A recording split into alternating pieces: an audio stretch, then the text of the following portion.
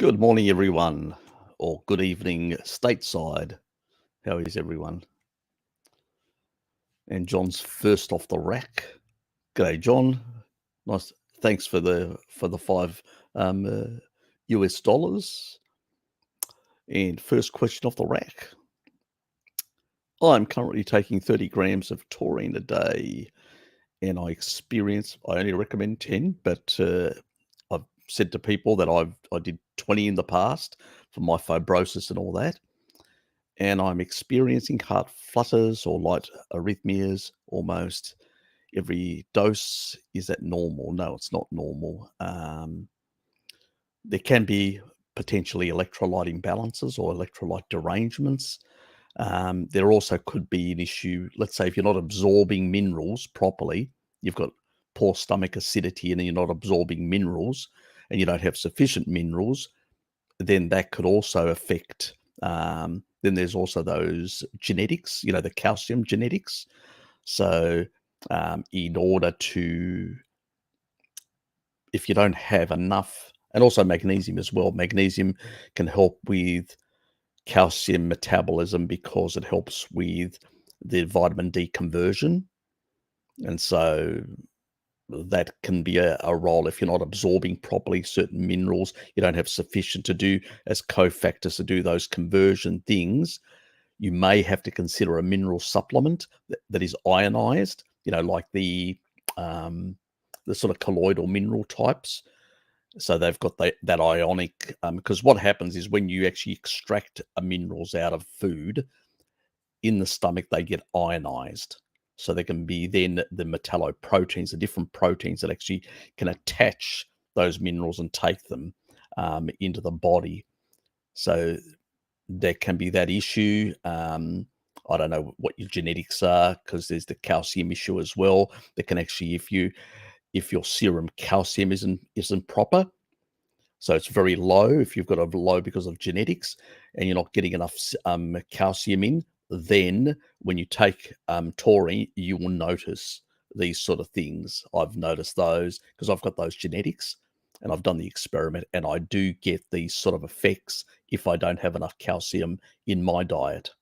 So it could be a calcium issue potentially. And remember, I did that video that showed sort of the calcium genetics.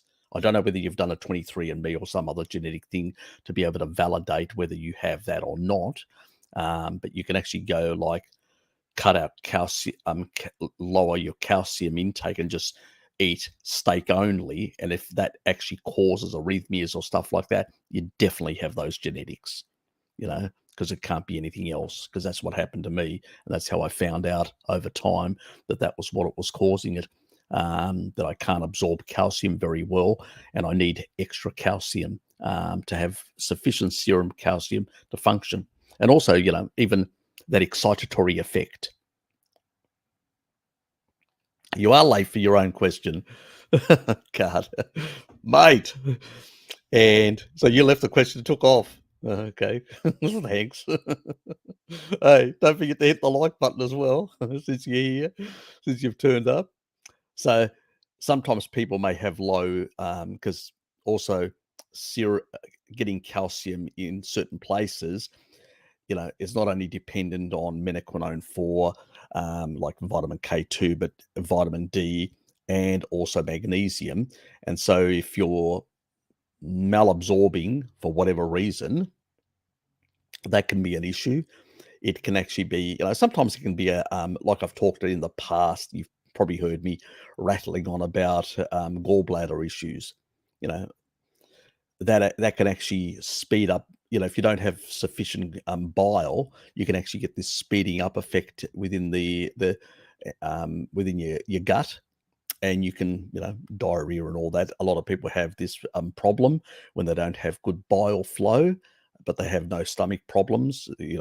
Stomach acidity is fine, but they don't have good of these alkalizing effects. They may have prediabetes, poor pancreatic function, poor bile function. These things don't come through. The body tends to put more fluids in the gut to flush out the excess because there's too much acidity.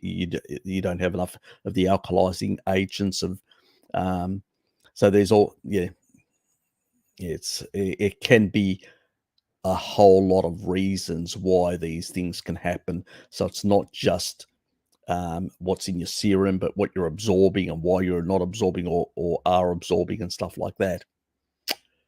You know what? Actually, because I do get a lot of these sort of questions, and I haven't really comprehensively. I talk about this all the time about, the gallbladder issue, the stomach issue, and all that. But there is a lot of synergies between all these things. They work together very, very much.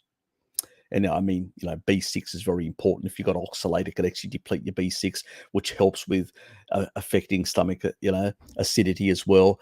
And you've got all these other nutrients and a whole lot of factors. Yeah, I think I'll have to make a video. It's not going to be sciencey. It's just going to cover these issues, which usually a lot of people ask me, and I keep on just emailing them back, this, that, and whatever else. And I think it's probably just a good idea just to put it all together and all that. Super nausea, rapid heart rate, bad fatigue, eating liver, taking zinc, but stopping working. You've probably got Bob Jones, you probably got issues which have to do with gut. The video that I'm going to make next week, I'll make it next week, and I'll cover that because gallbladder, creates a lot of nausea type issues and malabsorption issues and stuff like that. And I think we need to cover that because gallbladder issues are endemic in the Western world. I've talked about it. Gallbladder surgery is endemic. And I think it's a video that I have to do. I've talked about it, but I have to do comprehensively and cover all the things, like choline plays a big role in improving bile flow. You've heard me, choline, taurine, for better function, because taurine actually creates better bile. But choline plays a very important role in the emulsification and dealing with exporting and reducing the amount of cholesterol that ends up creating these stones in the actual gallbladder. So we need to export it out, and we need better choline. That's why I usually recommend eggs. So, it creates a lot of these sort of things. So if you've got poor stomach acidity as well, you can end up with more constipation.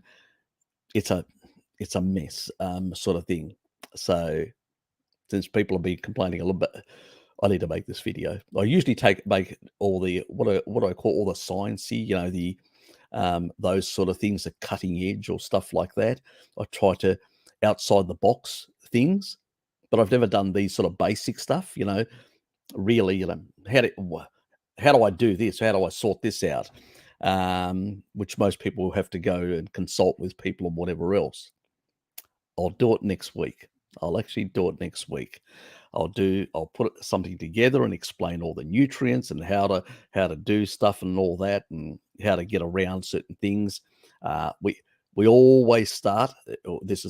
Even if you've got porous stomach acidity, the most important thing to first fix is gallbladder.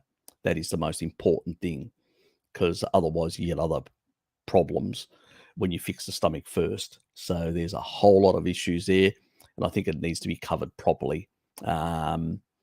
So that's part of the issue, and you can actually get, and this is why some people, I think there was one of the other guys that actually was telling me he was taking just 6 grams of taurine and getting diarrhea and going, we're not even talking about high amounts. I mean, that's like 300 grams of crustaceans like oysters. So it's not a large amount, but it's because of problems with the pancreas, gallbladder. So if your gallbladder and your pancreas have packed it up and not working properly, then what happens is you tend to, it improves stomach acidity. Remember about the proton pumps? So taurine improves the stomach acidity and the functioning of the stomach, and then you actually get diarrhea because of that. because you don't have the buffering effect of the alkalizing effect of the other stuff. So it's a mess. Most people go and get consultancies on these sort of things. I'm going to do a comprehensive video next week to cover everything properly. So I think that's the best way of actually sorting it.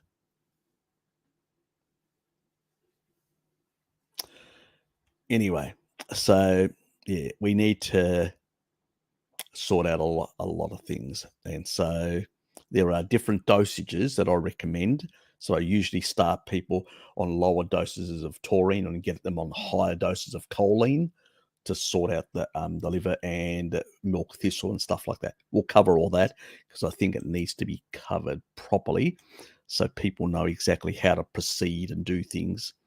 You're welcome, mate. Yep. Anyway.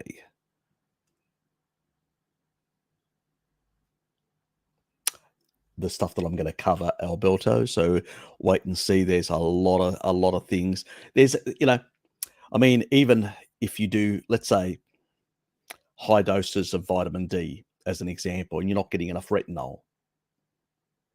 So let's say you're not getting enough retinol. So you're down on your retinol. You're not eating enough, retinol-rich foods, and you're doing mega doses. I always say 5,000 IUs in winter. The rest of the year round, you want to get it from the sun. And the reason why you want to get it from the sun, even though you're getting 10,000 to 20,000 IUs, remember what I said about cholesterol sulfate years ago? Remember that you produce cholesterol sulfate, which is a water-soluble form of cholesterol, in your skin. Well, guess what you actually generate from that? Vitamin D. But it's a water-soluble form of vitamin D called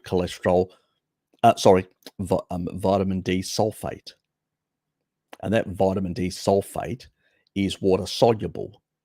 So it doesn't get stored, it gets peed out. So you don't have these sort of imbalances of, competition of storage between retinol and vitamin D in the liver. That's why I don't recommend high doses of vitamin D for that reason, because you're going to create imbalances. And what do you need? What do you need retinol for? Ceruloplasmin. Ceruloplasmin is one of the key mineral proteins carriers, which transports minerals, primarily copper, but also iron and zinc and stuff like that. So if you don't have enough ceruloplasmin, you don't have enough, then you've got an issue. So that's another reason why people get from high dosing. I only recommend high dosing when it's flu season. It's going to be used. So if you're in flu season, I usually go to 10,000 IUs. Why? Because for a week. For the simple reason, the immune system is going to use it up because it's fighting viruses. So I don't care then about. But generally speaking, through winter, I'm only on 5,000 IUs. Unless when I was doing cod liver oil, I was taking a bit more because then I was sort of balancing it out. Fine. But if you don't get enough ceruloplasmin, and taurine plays an important role in regulating your adrenals. And your adrenals are the ones that signal to the liver, do the signaling. So if your adrenals are stuffed, you can't make enough ceruloplasmin, you can't regulate, so you can see the synergies. These are synergistic effects. You get enough the metalloproteins, you eat enough protein as well. You got to eat enough protein. If you don't have enough protein, you can't create enough of these these mineral carriers, enzymes, polypeptides that carry minerals. So if you don't have those things, so it's a complex interplay. That's why our diet is actually the best, because it provides the body with the majority of the cholesterol, fatty acids, and amino acids that the body needs to function properly. But it requires regulation. And most of us have not been ancestral all our life, Alberto. We come from sad diets or poor diets, and many of us have different levels of derangements, different types of derangements, different types of deficiencies, all these things. So we have different symptoms. But generally speaking, once you start fixing how your organ systems work and all that, it can take time. Sometimes it can take a few years. It's not immediate. Sometimes certain things can happen much quicker. Other things can take longer. So some people can be on a carnivore diet quite a while, like Necro Kitty had issues, but hers was gut microbiome related. Her bile, her stomach, gallbladder, all that worked fine. Her gut microbiome was deranged. We fixed that with kefir and gut bacteria, sorted it all out. So different people have different issues and require different. You sort of have to find out exactly what they are. I don't do, I used to do, but nowadays I don't have the time to do consultancies or stuff like that. But sometimes people have to go and, do checks and stuff like that and find out exactly what's happening inside them. I'm not a mind reader, so to speak, but I can provide some information for people, which is then they can action on that. And that's the whole purpose of these live streams, or, me commenting back to people. So there can be a lot of reasons for derangements, mineral derangements, but usually they are either you're not getting enough, or you've got some derangement in the management of your ions in your bloodstream. So it's one or the other. Anyway, is histamine intolerance something that gets resolved over time? Yep. Or do you have to stop high histamine foods? Look, at the time when I had some histamine issues, I did, but I've done a video covering that pretty much vitamin D and also taurine play a very important role in tightening the tight junctions in your gut. So if you're vitamin D deficient and you're not getting enough taurine, not eating enough meat, so to speak, then you may not have tight junctions. But you may have also malabsorption issues, which means you can't get these nutrients in. And if you can't get these nutrients in because of the malabsorption issues, you've got to fix the malabsorption problem, which can be, usually related to, your gallbladder, your stomach, your pancreas, those sort of things. So if they're not working properly, we need to sort them out, and then the others start working. So it can sometimes take a while to resolve these issues. It doesn't happen immediately. And people need to realize that if you've got pre-existing derangements, then yeah, in that regard.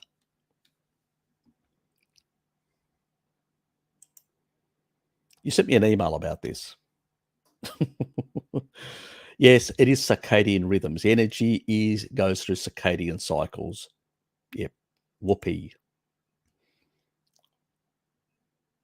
Yes. And yes, I know. B3 in the evening versus those in the morning. I prefer taking things in the daytime or within circadian rhythms. That's why that pathway that affects energy. So in terms of NAD, that goes through stages, cycles. It's supposed to, you require different energy requirements throughout the day, and it goes through this circadian rhythm cycle, so you get quite a bit of bump in energy in the morning, which is the get you going out for a hunt, so all these, and it comes down, down a bit later, and then it sort of pops up a bit, and then it comes down again, and it goes with those circadian rhythms. It's supposed to. So it does fluctuate. But I did send you a reply. So you do have a reply on that. Anyway, I'm eating lots of grains, lentils, and vegetables. If I'm eating, should I transition slowly or cold turkey into carnivore? Slowly.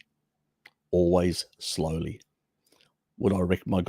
It's not really the gut microbiome. It can be a number of things.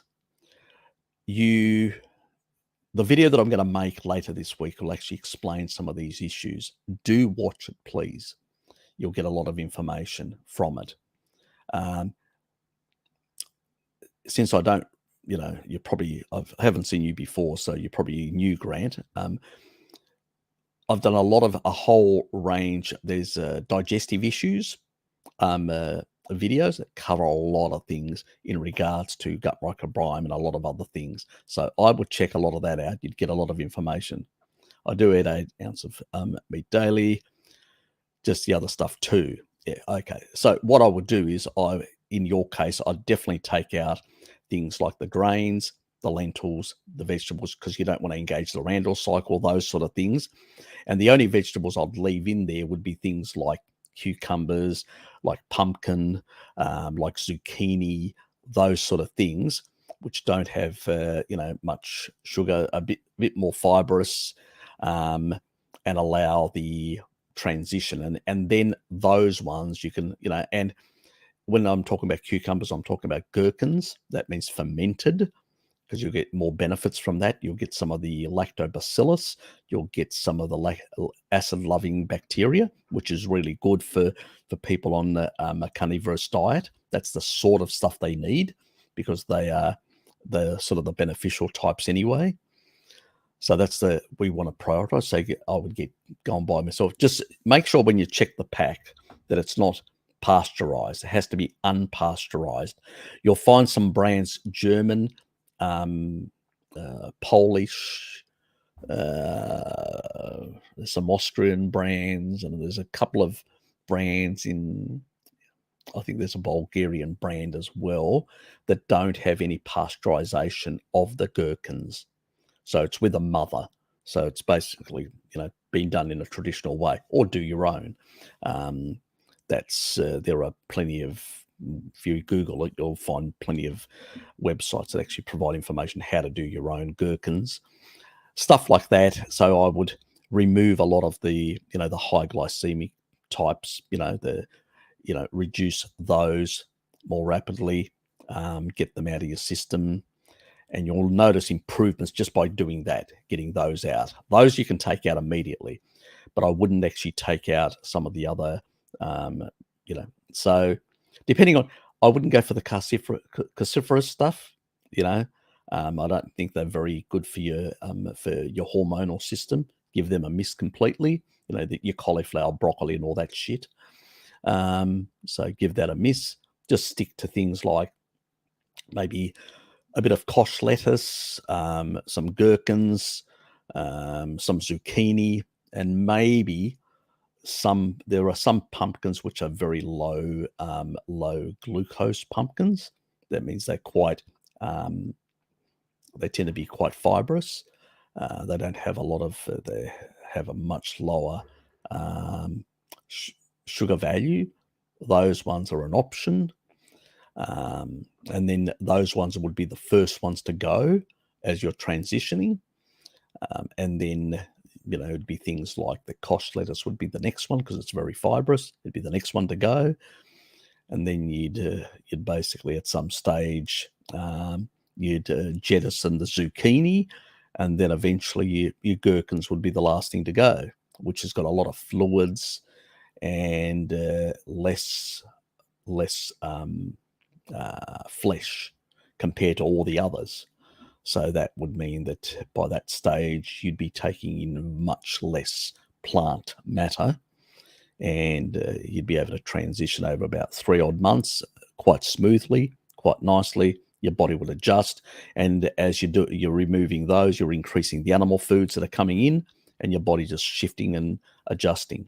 So that's probably the best way to go. Anyway. G'day, Jordan. Could low transferrin and high saturation 50% be causing me problems?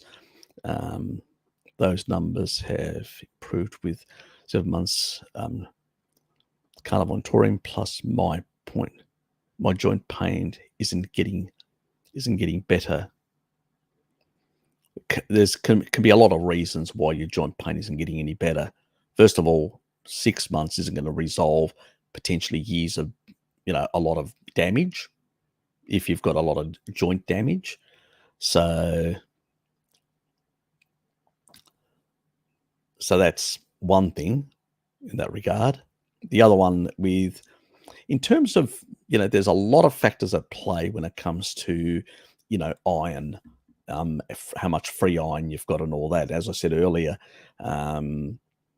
in terms of, taurine actually manages the homeostasis of iron. It improves it, which is a good thing. But at the same time, you need to not be overdoing the vitamin D. Stick to no more than 5,000 IUs for a healthy person in winter. The rest of the year, you should be getting it from the sun because it's a water-soluble form, which will clear out and it will create less problems. Even though you may convert in your skin, if you're out in the sun for quite a bit, you may convert up to 20,000 IUs. But it's because it's water-soluble, it usually gets flushed out. So it's less of a problem in terms of the amount. But in terms of supplemental, I usually just recommend 5,000 IUs because I just don't know how much retinol people are getting. That I sound like a broken record because I keep on saying that, but that is the truth. I don't know, and if you're not I don't know what your stress levels are. Now, taurine also is going to bring down your stress levels and improve the functioning of your adrenals, which means they will signal properly to your liver to produce sufficient, as long as you're eating sufficient protein as well. If you're under eating protein, then you're not going to be producing enough of these metalloproteins to basically as transporters for minerals, so your mineral homeostasis can be regulated then by taurine properly. So it's a synergy of things. That's why I usually say salt, sun, and meat. Those three things. So do not fear protein, animal protein, good stuff, but also fat. Obviously, none of us nowadays, we've gone through the keto, low carb, and we've jettisoned our fear of fats, but a lot of us still have fears of protein. We should be a 1-to-1 ratio. Should get sufficient protein and sufficient and fat, and you should not fear either one of them. Very important. Now, joint things, as I said, can take some time. You may have to consult with somebody like Barkay and chat with him about, because there are some also, there's a lady that he deals with, and they do this new method, which actually shows a lot of promise. A lot of people have done it, some of my subscribers, and they've actually seen a lot of improvements. So I would check out Jennifer's her name. I forget her last name, but she can help with these sort of things, joint pains and stuff like that, because it may be musculoskeletal. So it may be also have a muscular angle to it as well. Sometimes people's sitting posture and certain muscles, the way they can atrophy and stuff like that can affect. So there's a lot of, it's complicated. It's not just what you eat. I eat a carnivore diet, I'm healthy. No. Are you getting out? Are you synchronizing yourself with the circadian rhythms of the world? As I said earlier, NAD, energy production in the body, follows a circadian rhythm. I mentioned to the same person about magnesium. Taking magnesium at night isn't a good idea. It should always be taken in the daytime. At night, some people can actually end up with insomnia. The complete opposite of what they're expecting because of circadian rhythm derangements. There was I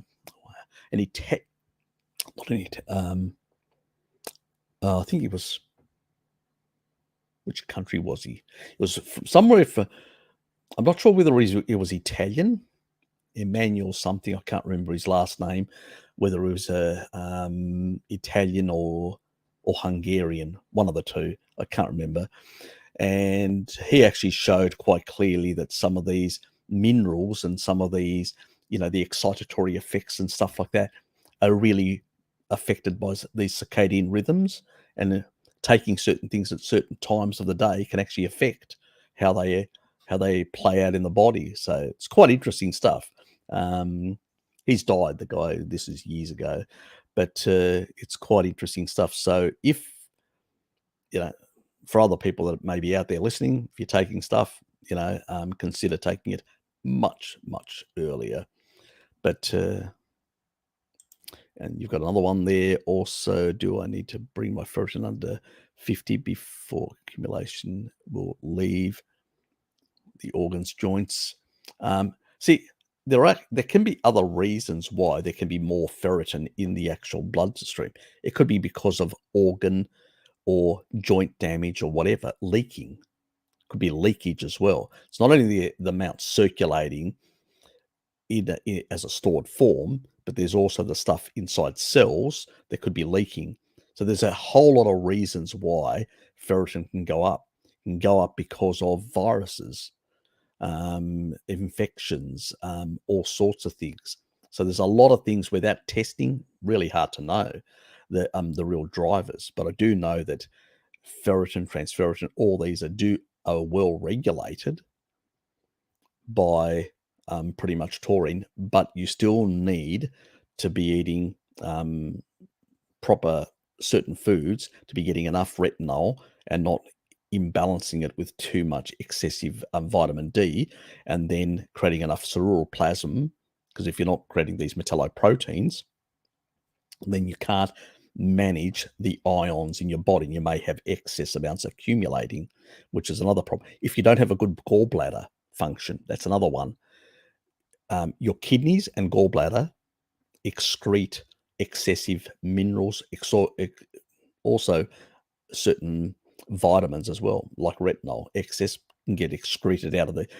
But if, let's say, your gallbladder is not working properly, oops, then you got a problem in terms of, this is the reason why vegetarians, vegans tend to have higher levels of toxicity, with copper toxicity, manganese toxicity, and all these, because those things are excreted out of the bile primarily. And if you don't have good functioning gallbladder, that can be a problem. So there can be a whole lot of reasons why certain things can be much higher in some people. There's genetic reasons, but there's also reasons. And I usually say to people, do you feel when you eat a lot of fat, so eat a lot of fat, and then see, do you get any discomfort under your rib cage on either side? Because there's the ducts that go through your gallbladder right through into your pancreas and pop out, and the other part comes out of the pancreas neighboring it and providing bicarbonates, where the bile comes out at the same time and just hits the actual acidic fats and creates all this foaminess and all that. That's how you emulsify. It's an emulsification, a bit like, detergent.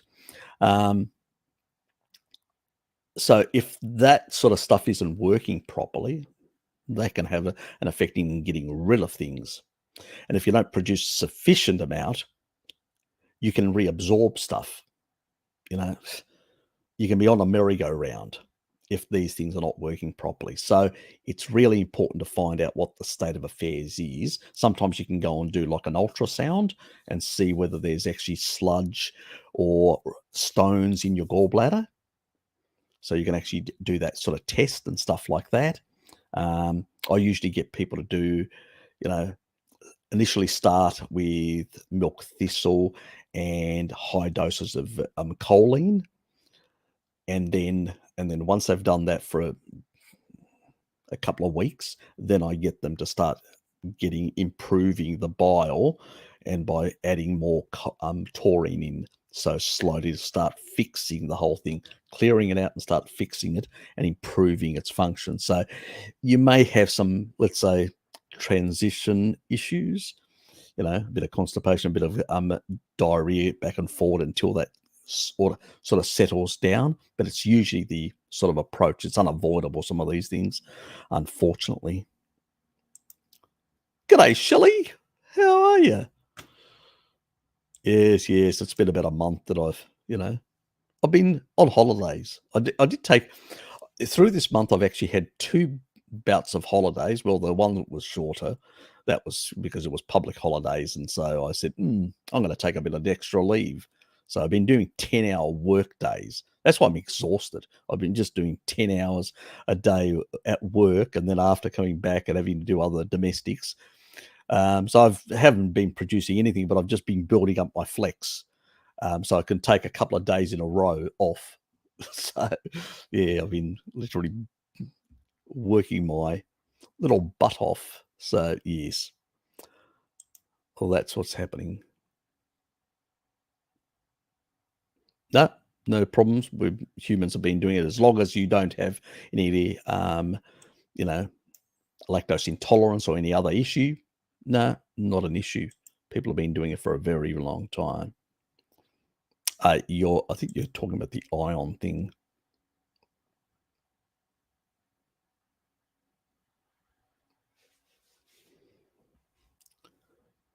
Good iron level on the lower range of normal cause. Yep, can cause things, peripheral things. Yep, they can. I've actually ordered some for the old man. Oh, is he talking about it? Is he? Oh, okay. G'day, Deborah. Yeah, I've ordered some of those peptides for the old man because he's got, with the clots. Our progress with the lubrockinase is good. His leg has shrunk, so it's not as severe as it was. So with the jab that he shouldn't have done, the fourth one, but his legs have sort of, and it does have anti-clotting effects as well. But he's got a bad knee, and I said, "Look, you never know; it may help your bad knee as well." I was actually yesterday there with him, so you know, having a chat with him about it. So he said, "Should I continue doing the MSM?" And I said, "Yeah, continue doing that, but this new supplement seems to be able to do." I said, "Wonders." I didn't say miracles. I said wonders to him. So look, I having looked at it last week, um, it seems pretty good. They also, like with the angiogenesis, I was worried a bit because Dad's got kidney cancer. It has shrunk, but it has the ability to grow new blood vessels, but also to reduce the amount. But then again, growing blood vessels, obviously cancer cells encourage that growth, so they can actually spread and things like that. But that usually is through these growth pathways. It's not the sort of the natural, normal thing that cells do. So it's not the same thing because that happens anyway in our body around normal cells. So it's not an issue, and it sort of plays both. So it can actually suppress within a hypoxic environment, which is a good thing because that's what the cancer cells try to do, is increase in a hypoxic environment. But this one tends to do the complete opposite. In a non-hypoxic environment, that's where it does it, which it gets better oxygenation for those cells, which improves healing, improves better function, stuff like that. So I'm going, it's interesting. A lot of people have problems with getting enough oxygen as well. So I'm going, okay, that's doing this as well. So it actually has an effect on the oxygenation of tissue. So I've been reading a bit about it. And so we're going to give it a try. So was he talking about it? When was he talking about it? I haven't seen some of his last videos anyway. Haven't had any time anyway.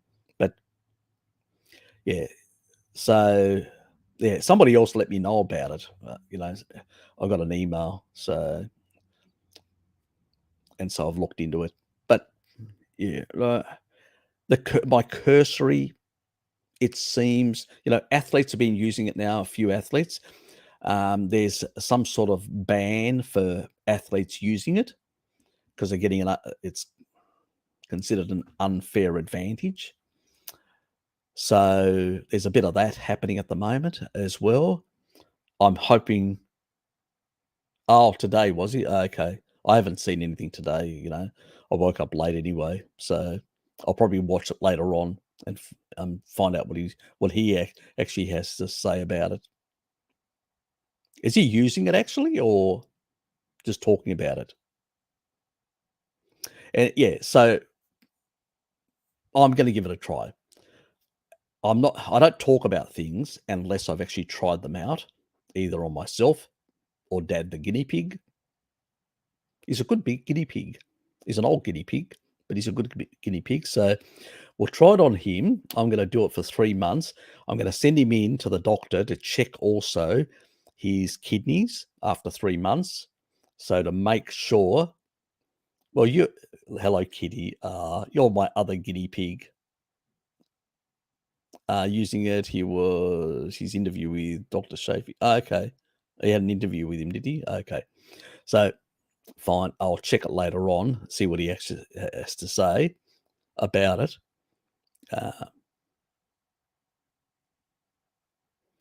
Well, yes, usually you complain, Hello Kitty, that I don't tell you earlier. I always test things before I make any claims or promote them to people. I want to be certain that I'm not promoting something where people are going to spend money. And, if Bart's used it already, he may have had some good results and may have been saying, well, I don't know what he said. But yeah, but we'll see how Dad goes, and if Dad does fairly well, yeah, we'll see how that goes. Talk about Dad. Actually, I will show you my niece, Persephone. She actually went and found these old photos of my father and mother when they actually immigrated to Australia. I could not believe it. So this is, I'll actually just put that on the screen. Or should I use that layout tool? I'll test it separately. Okay.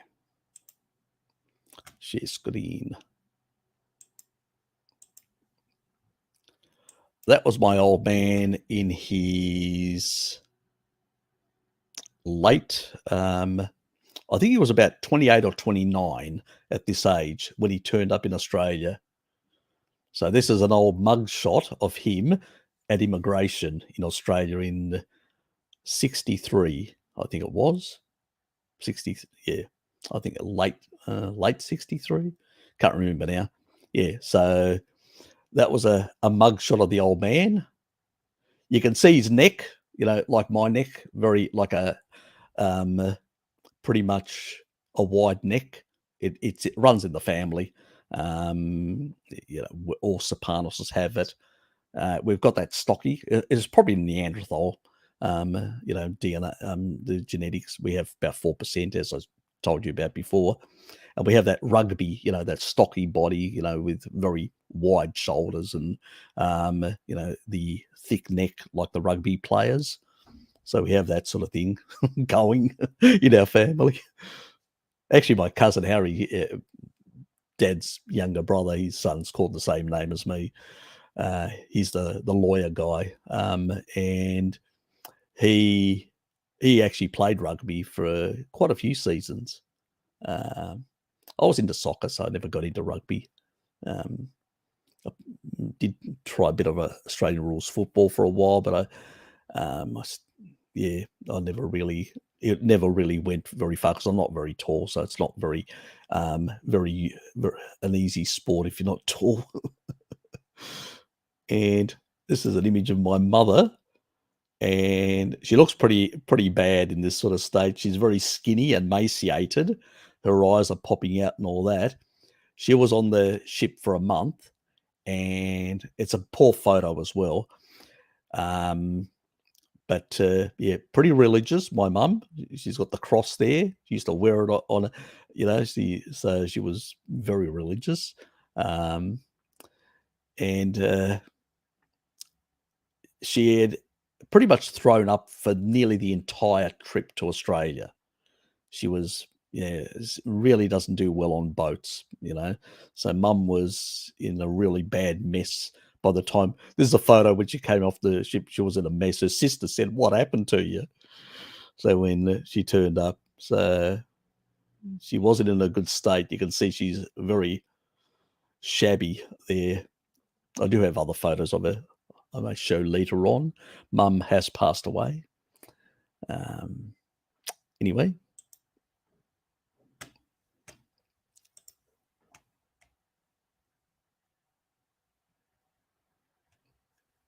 Oh, thank you. Hello, Kitty. Yeah, it doesn't look too bad still. He's nearly 90, remember? You know? So in a year and a half from now, he'll be 90. So we've still got about 18 months to go.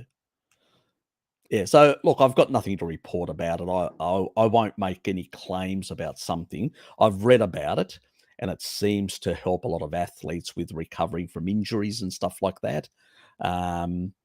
So, that's what they use it for. A number of these sports organizations have banned it. Yeah, it may get banned later on by others. Currently, there's a couple of companies. There's the dosage that is about. You can buy anywhere from 500 for a good dose, 500 micrograms, all the way up to 5 grams. There's a company that's got little serum, little vials like that, which are 5 grams. So they're really mega doses and all that. I was only able to get the other one. I've sent them an email to find out whether they are actually. I couldn't find somebody. I couldn't find them on that equivalent on iHerb. Found it on Amazon, but I do have an Amazon Prime account, so I use that to save the old boy postage, because I got him choline as well, so saved him and myself and Hello Kitty as well. So I do use that because it saves me a bit. Yeah, so that there's another one but I won't talk about it until I've tested it. So there's a few other things that are in the pipeline, so to speak. But unless somebody mentions them, then I'll say, yes, I'm aware of them. But otherwise, I won't talk about them until I'm happy with them. So if I'm not happy with something, I'm not going to recommend it to anyone, because I don't think it's the right thing to do unless you've tested it yourself and you know that it actually has some efficacy, some work. It does work. It's not going to cause any problems to people, which, I'm not even a doctor, and I follow the Hippocratic Oath, do no harm. So I don't believe in, then doing things that can actually put people at risk. If you understand what I mean. Anyway, let's get going because I'm falling behind. Yeah, no. Greetings as well. Leonel, is it Leonel? I hope it is. Anyway, glad you're here. Ben, g'day. Taurine and digestive issues. Would your skin nighttime? Does the taurine save it all for meals? I tapped off and stopped taurine a month later. I got cramps, acne, constipation, weight loss. Look, if you're still healing, taurine can be useful to continue. The biggest problem is sometimes if we're not, for whatever reason, our gallbladder isn't producing, because there can be like a bile insufficiency. There can be problems with conversion. The conversions that happen, Ben, between, I've talked about it before, methionine and cysteine into taurine. And if that whole system for methylation purposes over here, or you don't have enough B6 and it's being, there are other issues over here that are happening, then you may not be producing endogenously inside your own body enough taurine. And then over time, these things become sluggish. Your gallbladder becomes a bit sluggish, and it's not providing, because there's a threshold. If you don't get enough, in terms of quantity of bile salts that are coming through, you can't, one, cleanse the small intestine and then excrete more of the waste products which out of your system as well, which includes different toxins and whatever else. And if you've got poor like bile recycling or poor amounts of production, in particular production, because if you had recycling issues, you'd probably have more diarrhea. You said constipation. Yep. So more of that, you tend to then have this problem of now, one way of actually, which is a bit of a biohack, is to take in the morning, not at night, in the morning, to take some magnesium, and that seems to help some of these issues with some people in terms of the cramps and stuff like that. So, but you still need to take the taurine until these things there can be fibrosis in these organs and they don't function as well. That's the other thing. There's a lot of reasons why, remember it took me for my heart, lungs and stuff like that. It took me a number of years to remove the fibrosis for those things to work better and to see improvements. So, I don't know how much damage you've got in your body. And so you may need to take it for a longer period of time to improve things. So there's a lot of different things like that. But if you're taking any mineral stuff, supplements, they should always be taken in the daytime, the circadian things. I'll keep on talking about the circadian rhythms. I talk about it all the time. I've got blue blocking glasses. I've got, because sometimes even these things, sleep hygiene, some people are more sustained because they've got poorer detox pathways or poorer genetics in terms of detox. That's another reason for this sort of stuff. So if these things are not working well and you've got poor genetics and you can't detox, your primary, secondary type detox, and you're not getting the right nutrients in there as well, then these things don't work. Your final stage of, you got phase 1, 2, and 3. The final stage, the most important one to get rid of stuff, taurine plays the most important role in that final stage, and choline to sort of a secondary role in that final stage, which is the stage that gets rid of the stuff out of the body. So if you don't have enough of those nutrients, you're going to reabsorb that shit and you're going to end up with acne and stuff like that. It's going to be pushed out into the skin, reabsorption of pathogens and stuff like that. So there's a lot of reasons like that. So yeah, that's another video I need to make about the different phases and what nutrients are required. But I need to do first this digestive thing next week and cover that, and then we'll have a follow on, and then we'll go back to the sciencey stuff because I love that. Anyway, okay, thoughts on calcium citrate powder as an alternative to dairy for getting calcium while trying to lose fat.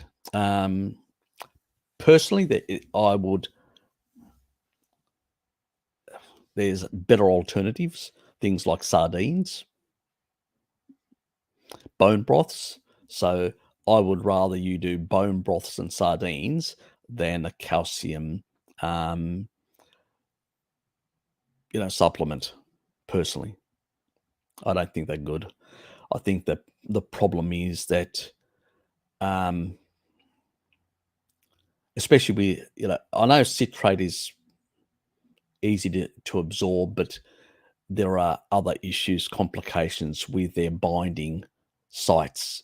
The biggest problem with citrate is that it actually can affect this is why I'm not into mineral, only colloidal minerals that are ionized.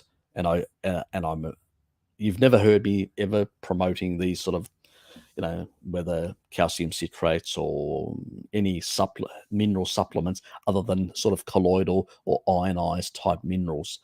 So I'm not into the general sort of mineral stuff personally. I'm quite hostile towards that sort of supplementation. But anyway, now there's some of my paleo-esque biases coming out, some people may say, but I don't care. You can say whatever you like.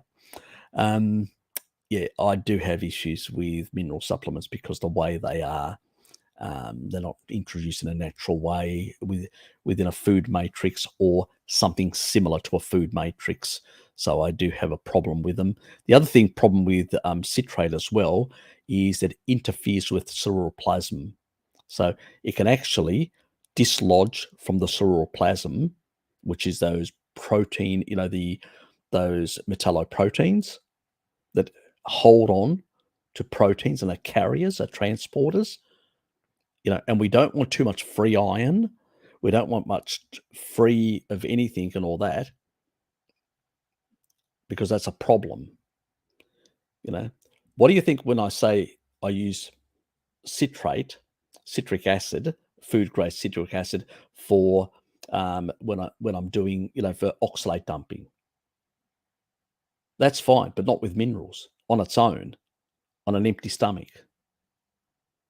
Never with minerals, because that you'll end up with too much citrate, potentially the bloodstream interacting with ceruloplasm and releasing free ions into the bloodstream. Not a good thing, especially if they basically things like iron ions. Do you like that? Yeah, so can be a problem. So I'm very wary about mineral supplements of this sort, especially with citrate. Find something else. But I would go for Evian water. The Evian water. If you're making coffee and all that, talking about coffee, I forgot about my coffee. A bit on the cold side, but anyway, one can't complain. The flavour, that is. But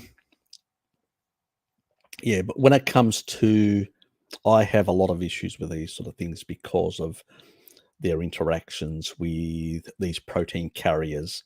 So I'd definitely give it a miss. And when you're doing for, citrate for other purposes, that's fine on an empty stomach, which in water, some people put lemon juice in, which has got additional because they can't handle it any other way. But I've never told people to take citrate together with food. Should always be taken separate in water, diluted for oxalate purposes, but not with food. So, a bit of lemon juice isn't a problem. A lot of citrate in the way it's bound like that, it's going to interact with these. You can't even attach it to the. I don't even know what the absorption the absorption rate in the bloodstream is. Free calcium, free magnesium, free whatever may be high. So you may be able to do a blood test and find a lot of free floating amounts of of citrate type ions, but it's not going to be basically bound to the carriers. And if you're not bound to things like whether ceruloplasm, ferritin, or whatever, that's a problem. You've got free ions moving in the, can be quite reactive with oxygen. So it's an issue. So let's put it, you were. And I think we've covered all that. Yeah, I've more or less covered that as well for Bob earlier when I said about covering about the probably is some digestive thing, especially because you did mention up here, where was it? Something you mentioned about the digestive stuff as well. Anyway,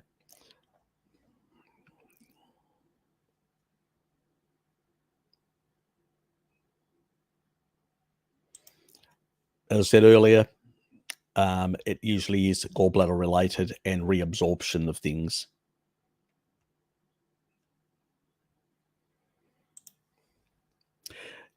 Dairy can affect people due to a number of things. One can be gut microbiome, the type of gut microbiome you had. Go and see Necro Kitty. She's actually got a PDF, I think it is, of the list of stuff that she took, and the kefir and the broad spectrum lactobacillus that she did to sort that out. So that's, you'll have to go on Discord for that, and the links. Let me find it.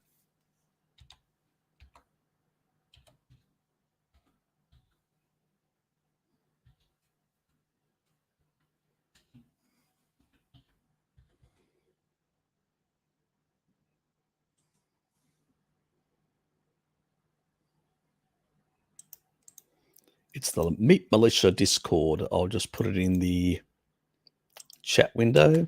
There it is. So that is it. So I don't have to cover that in a long question or answer.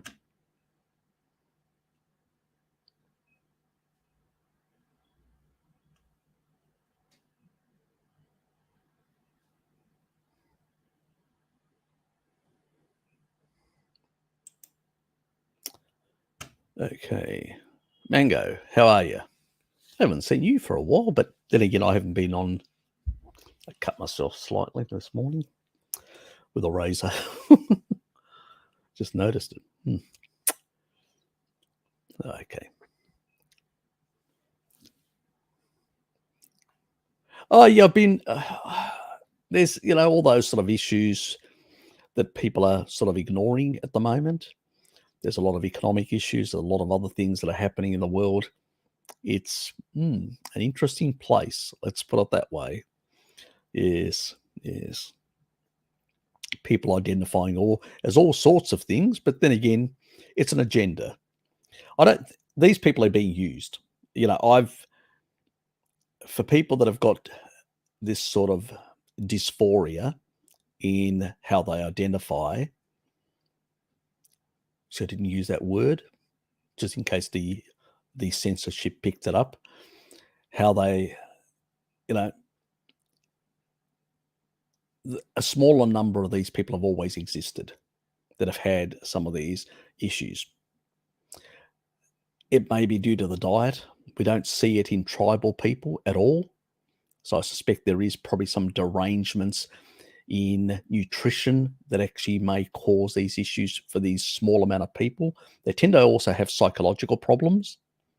That's why the suicide rate amongst them is extremely high. So as a human and as an Orthodox Christian, my heart goes out to them. I really, I care for them. I don't hate them. I don't hate these people. These people aren't the problem. That have either had issues with, have transitioned or whatever, or as adults or whatever. I don't have a problem with them as people.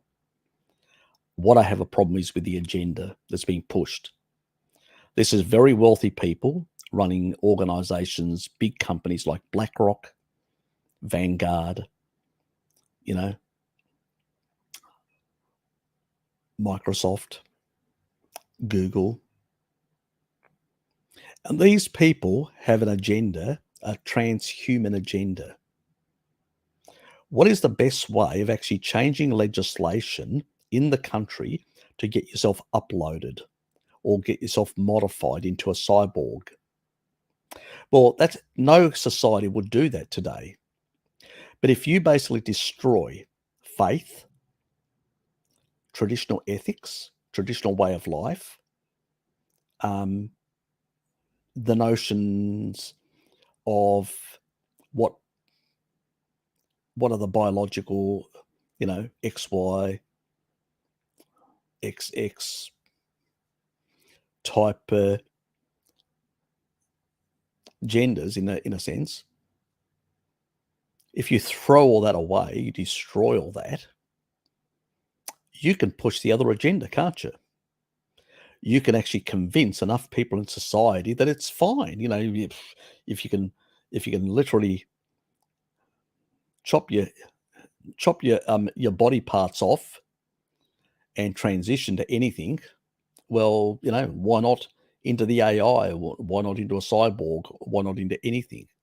So it is a transhuman agenda being pushed by very wealthy people that have this crazy understanding. They're usually tech billionaires and financiers. They don't really understand human physiology or the brain or whatever. But they think that they can basically merge machine and human together and survive death. And really, that's what the agenda is. It's misguided, demonic, some would say, those who are religious like me, and an agenda which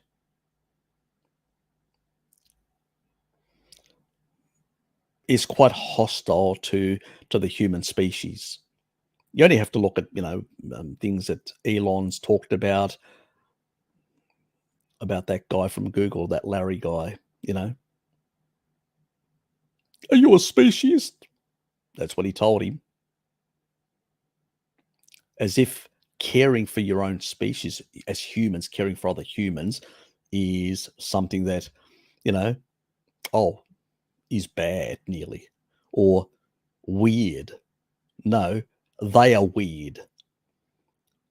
They view us as the biological human as redundant nearly. These are dangerous people, very wealthy and very dangerous and pushing this agenda. Why do you think they're pushing the veganerized agenda, the vegan diet?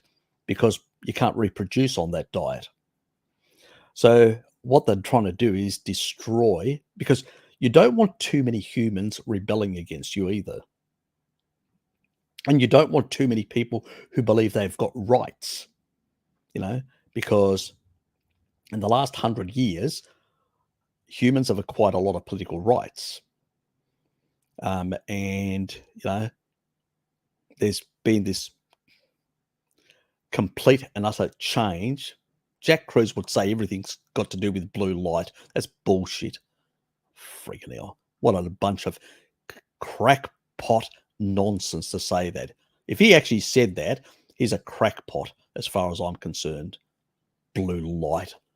God. Blue light's been around for a very long time. Exposure. We've had electrification for a very long time. This whole thing has just blown up out of nowhere in very recent times. And there's very little to do with blue light. Now, blue light causes other derangements, but, you know, gender dysphoria is nothing. You know, Bob, it's bullshit. Believe me, mate, it's bullshit. It's the majority. You know, look, young kids are very impressionable.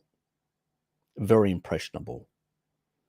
And until your hormones kick in, you don't really know, you know, usually once you get about 13, 12, 13, 14, around there, your hormones start kicking in. That means if you take a look at a young child, whether a boy or a girl, they don't look very different.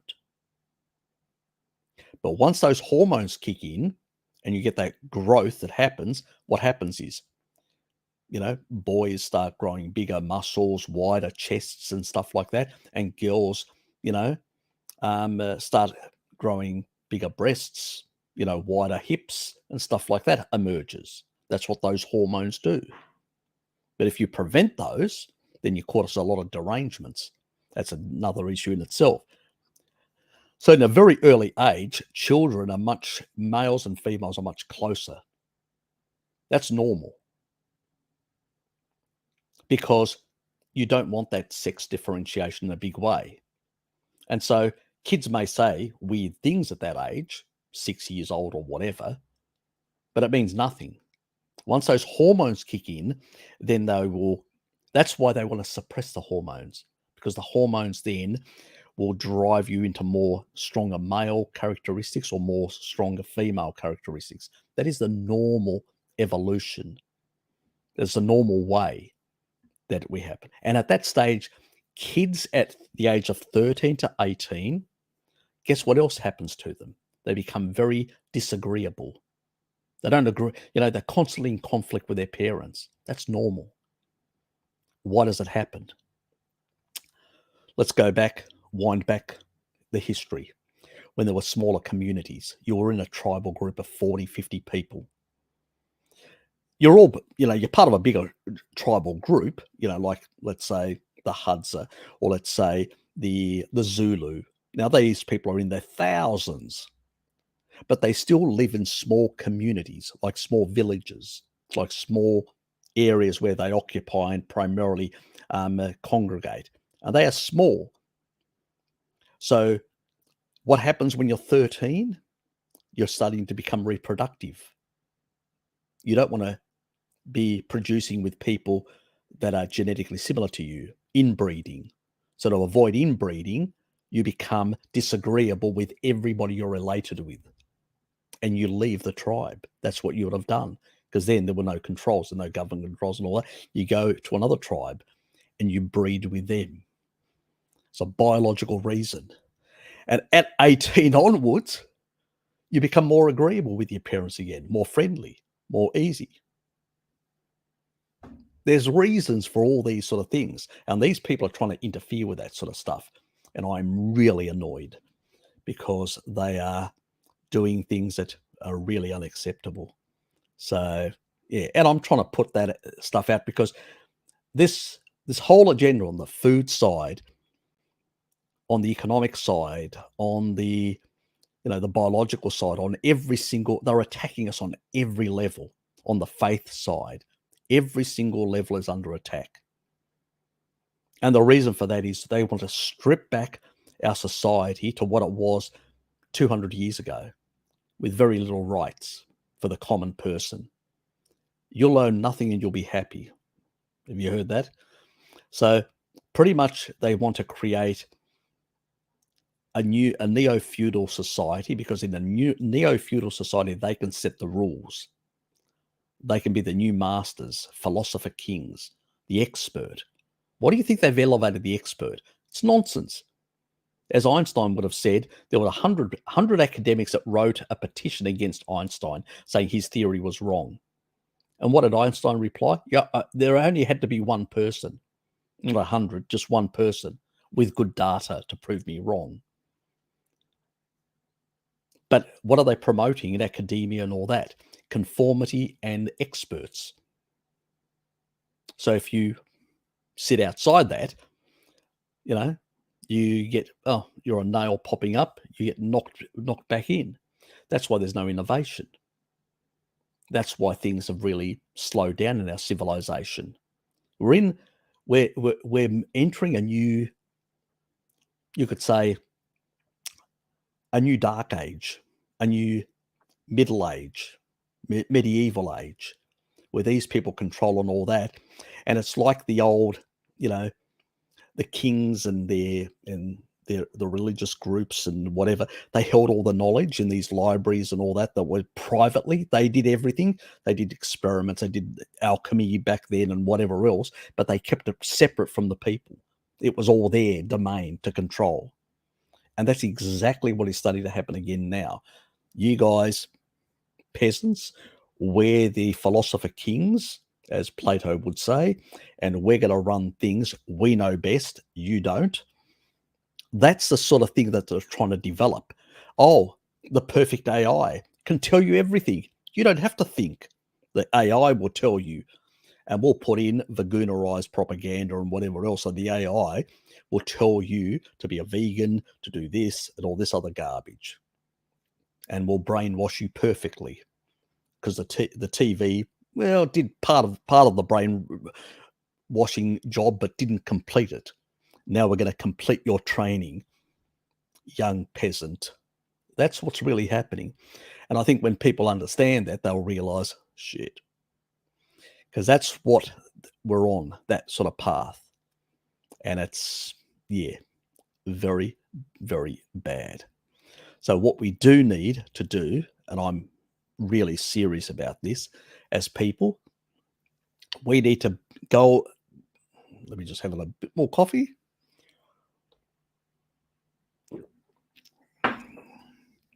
What we need to do is, I've thought about this, I've been thinking about this, and I am in the process of writing a new, at some stage, close to my retirement. I retire in about, what is it now, 3.5 years from now, I'll be retiring. And at that stage, I am contemplating getting into politics.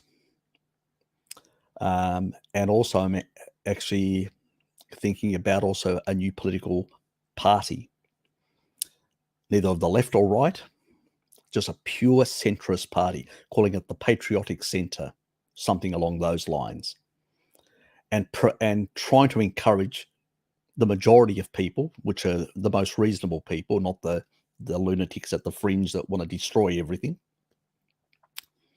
and reset everything, but the reasonable people, try and convince most of those to put brakes on all this bullshit.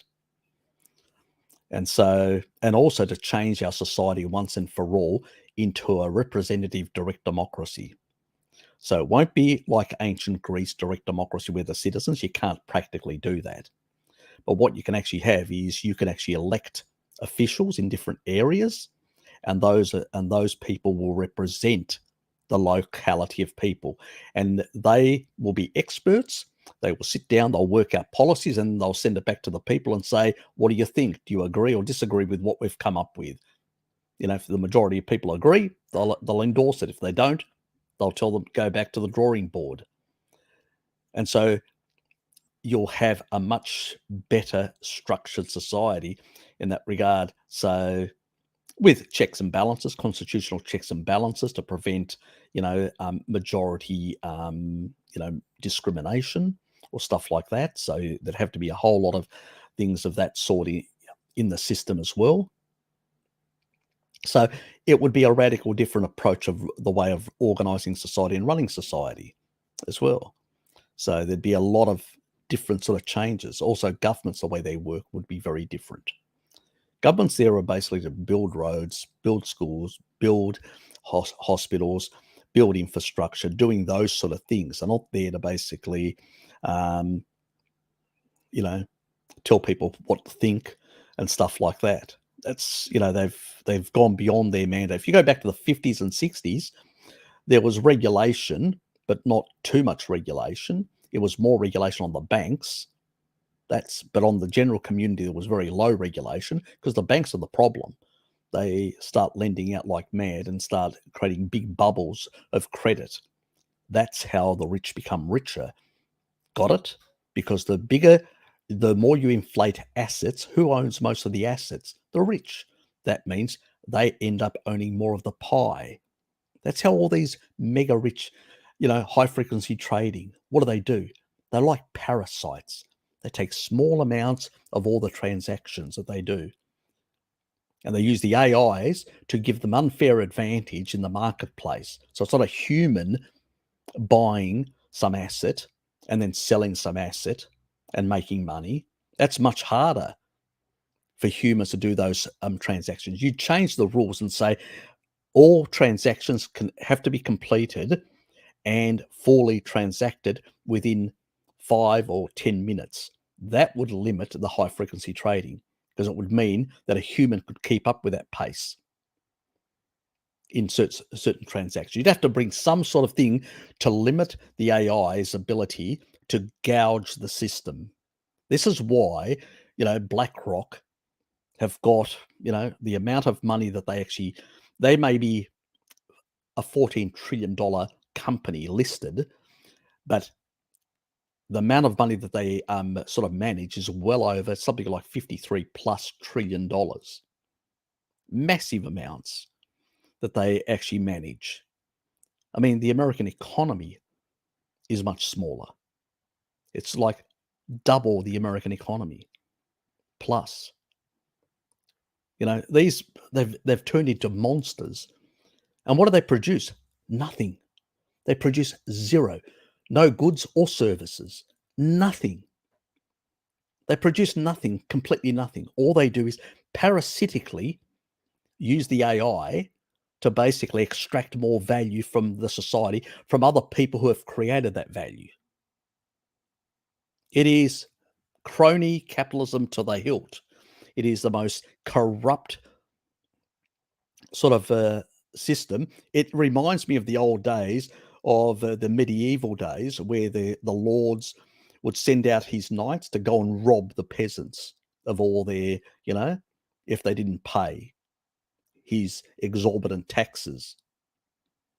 That's exactly the same thing. You peasants, we're going to extract every dime out of you. And that's what's happening. It's horrifying. But that's the sort of future we're sort of heading towards, you know. Yeah, our world is very, very different than what it used to be in the past. So, yes. Anyway, getting back to it.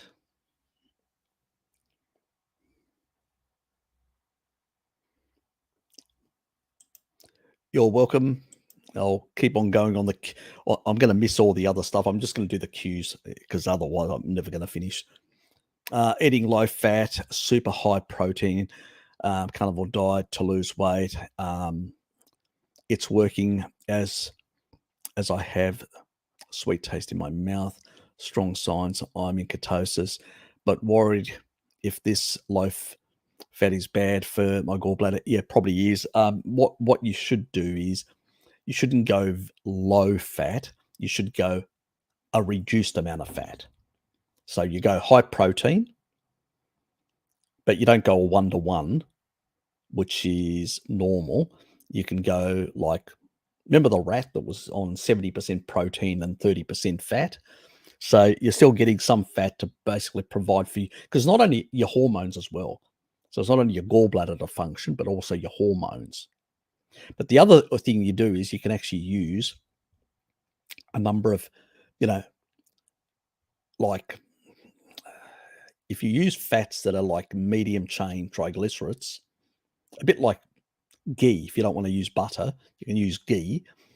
And that has more medium chain triglycerides, especially if it's the ghee is from goat.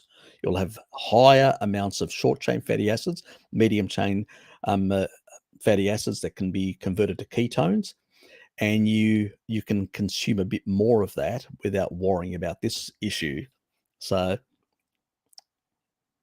because if you don't use them, you'll just pee them out. So that's the other thing about it.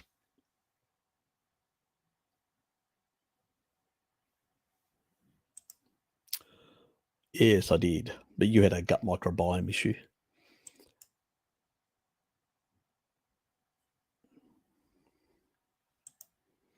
Yes, you're a female and you had a whole lot of other things that we were sorting out. But anyway, let's move on. Let's go to the cues again. What was this? Zalis. Buzz about berberine lately. Look, it has some benefits. Don't get me wrong. But if you're on a carnivore diet, it's most people that don't have any health issues don't really require it. We supplement too many things. If you need certain things, yes, fine. But most people don't need to do as much. A full question. Oh, I accidentally got my vitamin D to 247.9. Being stupid.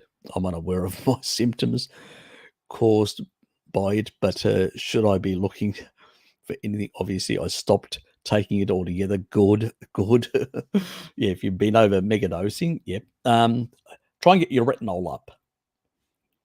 That's what I would do. I'd eat more eggs and possibly some liver, even though on a regular basis I don't really recommend because of the copper. But if you go for something like some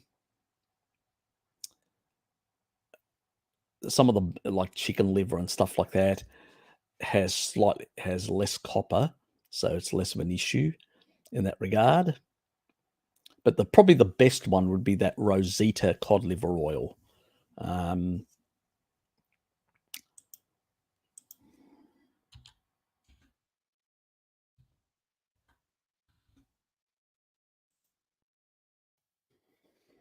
This would be probably the best approach because this is really good quality. It's not rancid or stuff like that. It's done in the traditional way. It's not hot done. Do keep it in the fridge. And this is probably better than anything else. Unless you can get fish livers, sometimes you can get whole fish, and you can sometimes, in that regard, and if you get small little fish, which then you can, and the whole fish, a bit like the sardines and stuff like that, as long as they're fresh, and they've got all their organs, you can get a bit more retinol that way. Especially if you can get cod with livers in them, with all the organs in, even better. Or you can go for this option, which is the other option. So it's not always the sort of the best approach, but it's sort of yeah.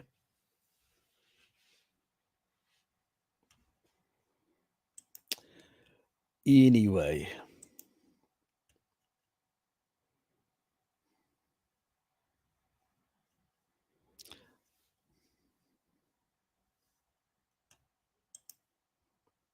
Yes, I should have said thank you earlier. I think you actually said thank you. Yeah, you're welcome for the video that for liver issues. I think you were talking about. I think anyway. Blend 2 scoops of taurine, 5 grams to half a cup of kefir, and 3 scoops traditional yeast twice a day. Smooth sailing, no gas, nothing. Really nice. Okay, sounds good. Yeah. Look, kefir normally settles most people's issues quite well. They say that the upper limit for copper is 10 milligrams. That's 100 grams of liver. If I want to eat that amount, should I take 15,000 IUs to balance out the... No, I wouldn't take that high, because when you do tend to use retinol quite well for... if you're taking that, it's usually about 10,000 IUs. But if you've already got high levels of your vitamin D's in a high range, I'd still recommend 5,000 in that regard. And I don't know, because now, we're moving into the winter. Bob, you're in North America, you're moving into the summer. You should be getting outdoors and getting it in a water-soluble form. You can pee out and you don't have to worry. And so just leave the liver there to store more of the retinol in that regard. So that's why our ancestors in the past didn't have a problem eating organ meats. They could store it. They didn't have to compete with vitamin D, because vitamin D they were getting every day in the sun in a water-soluble form, in that sulfate form, because they were using cholesterol sulfate, which is a water-soluble form of cholesterol. It's not the same. That's the stuff that gets created. That's the stuff in the actual your skin, is that cholesterol sulfate, which is that water-soluble form of cholesterol. So it's different. So it's probably even though I disagree with Stephanie on a couple of things with in that regard, glyphosate, glycine, and stuff like that, and a few other issues. On this issue about cholesterol sulfate, I completely agree with her, because I've looked into the sulfonation, and I'm quite happy with the science. So that's why Bart is completely against vitamin D supplementation. I'll tell you quite clearly. I'm sort of halfway. I'm sort of this is how I view it. If you're in the tropics and if you're in a tropical environment, you need none. If you're an Inuit consuming cod liver oil, quite a lot of fish, because they do consume a lot of fish, the Inuit, so they get vitamin D from that. But their biggest source of vitamin D, and they get a lot of vitamin D, they get it from the fat of seals. Seal fat, that's what they use to cook. And seal fat, or this, has a lot of vitamin D, very high in both menaquinone 4, vitamin D. So it's really good sources. And so for them, they're able to balance out all that sort of stuff pretty well. But if you're in the mid latitudes, like, 40 to 30 degrees north or south, in those sort of ranges, what do we notice amongst those populations? Far more disease. Even in tribal societies, people had far more health issues that we notice amongst tribal people. Why? Because they weren't getting enough, either from a food source or from the environment, because of those latitudes. So the Inuit have their solution with fish, and some of the actual, if you take a look at some of the people in the northern, like Scandinavia and all that eat a lot of these fish products, even raw fish products, they do tend to have much better vitamin D status. The traditional people we're talking about now that did that. And so there is that paradox between people very close to the Arctic, which are getting very little vitamin D, and they're getting it primarily from their diet and they have pretty good status, and then other people in the tropics, which don't have to worry because it's out in the sun. And so there's your sort of, those people between those middle latitudes tend to have more problems, more autism, more most things. Even before the modern diet, they still had more of these issues, when their diet was 2/3 animal food, 1/3 plants. So there's definitely an issue there. But we've never really done really good experiments in that regard. We evolved in these, not in temperate climates. We evolved in climates which were in Africa, in those closer to the equator. So it was our UVB, UVA exposure was very different. So I think there is something there to be said about that. But is there anyone an expert on vitamin D or vitamin A? No, not really. On a lot of those sort of things. And so do we overaccumulate vitamin A? Maybe, maybe not. Maybe if you've got a good gallbladder, you can excrete the excess. Maybe if you've got good functioning, sort of your adrenals are functioning properly because you're not overstressed, because that's a big thing that overuses the adrenals. Stress, taurine brings the stress down, and it seems to basically improve the regulation of the adrenals. And this is why taurine is associated with increases in ceruloplasmin, even though it's not involved in the production. Retinol plays a bigger role in the liver to produce ceruloplasmin, these metalloproteins. But it's really the side of the other side that's actually helping. So yeah, it's a complicated picture. So is copper a problem? Maybe not. It may be only a problem because my ancestors, consumed quite a bit of organ meats on the west coast of Greece.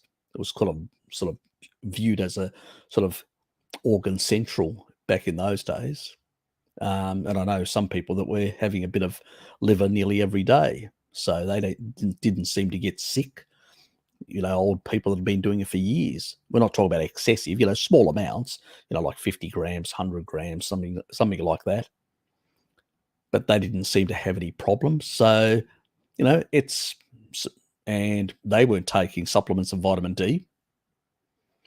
So if you're regulating these ions properly, is there an issue? I don't think so. personally. So there's that sort of side, and whether taking a small amount of vitamin D with sulfur-rich foods is a good idea, I would say yes, but only in winter, because your levels would drop as you move into winter, and as you get into winter, they'll drop slightly. And all I'm doing is putting back a certain amount to bring them back to a level which would have been if I was living in Africa somewhere, back to a level of being closer to a. So that's what I'm doing, but I'm not going excessively. I wouldn't go to 15,000 IUs. I'd still sit around but if you're taking it every day, you're going to be using it if your body needs it. And if you don't, you'll excrete part of it eventually, your body through the bile. So there's less of an issue. The biggest problem is the issue that I was talking about before, that you may be competing with your retinol. That's the reason why I wouldn't, I would not. And that's the reason why I wouldn't, for most people, unless they've got genetics that, their ancestors were consuming quite a lot of liver like mine, or they've got a good reason, high deficiency, and they need to fix it. There's a whole lot of reasons. So I'd be very careful. I'd still stick to the sort of those 5,000 IU ranges, because you can get enough copper from, most people have got too much copper in their system. Most people have come from plant-based diets, and they've got a lot of free copper stored in a lot of soft tissue, which is reactive and causing them problems. What we need to is bind it, which means we need to actually increase our ceruloplasm, and we need to sort that sort of stuff out. We don't need to add more copper, and sometimes even other zinc or other ions deficiencies can also be traced back to not enough ceruloplasm, those metalloprotein binders, and that's can be part of the problem as well. So yeah, got to be very careful with these sort of things. So I would not go that high at all. Please don't.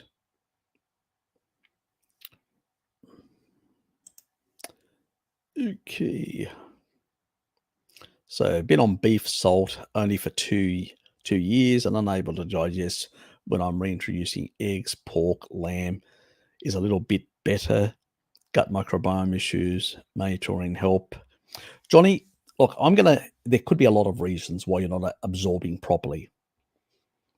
So sometimes the gut is one of the big players why you may not be absorbing very well. So I would say we sort of need to look at that, and send me an email or leave me a message, and then I'll reply to you in that regard. So I think that's easier than doing it that way. Anyway. Yeah, and I remember reading, now that I'm remembering something, I remember reading that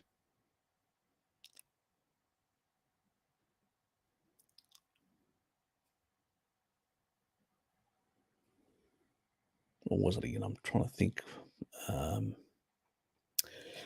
It'll come back to me. It was something to do with the digestion. There was something to do with the digestion that was affecting. I think it may have been the stomach. Some sort of bacteria that was a bit of a problem, but I can't remember the bacterium. So you may need to do something like, look, when I do this video later on this week, I'll cover a lot of these points. You can try some of that stuff that will come out of that video and then see how you improve or don't improve. And I think that's probably the best way, just because it can be multifaceted, what could be driving it. That's why sometimes, if you're, there's the other option of doing a consultancy with Bart K. and looking into that sort of stuff in a bit more deep way. Okay, what are your thoughts on ketones being partially antagonist to GHB, so dopamine receptors acting on? Would eating minimal protein to maximize ketones be a good idea? Nah. Actually, when it comes to that axis of the dopamine, serotonin, and all that, the actual best thing for it is taurine to regulate those sort of things. It's the best stuff to sometimes going a higher dose just to sort that sort of stuff is sort of the best thing, and actually consuming slightly more protein, not minimizing protein, the complete opposite. Because a lot of the actual for a lot of these neurotransmitters, you need a number of amino acids. And sometimes it can also be related to the detox pathways that can be deranging some of your, brain chemistry potentially. And phase 2 is all about a whole lot of aminos. So, I see it completely different. Usually people talk about this sort of stuff in this way, but it's more to do with the reductionist thinking. So just because you see an association with something, it doesn't mean it's causing it or vice versa or healing it. So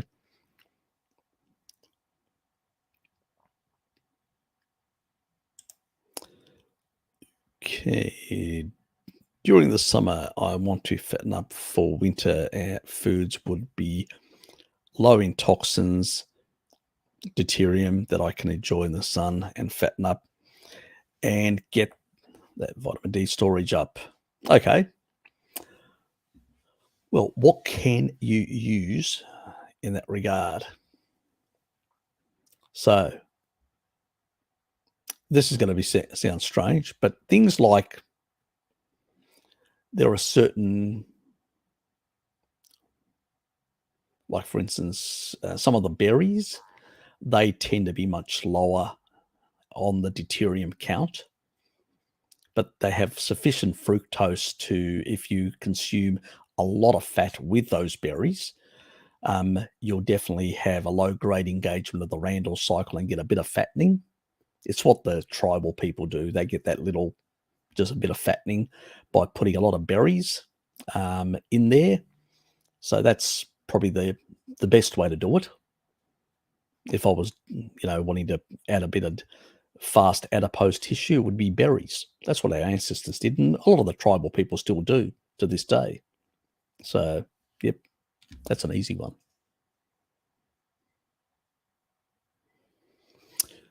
Anyway,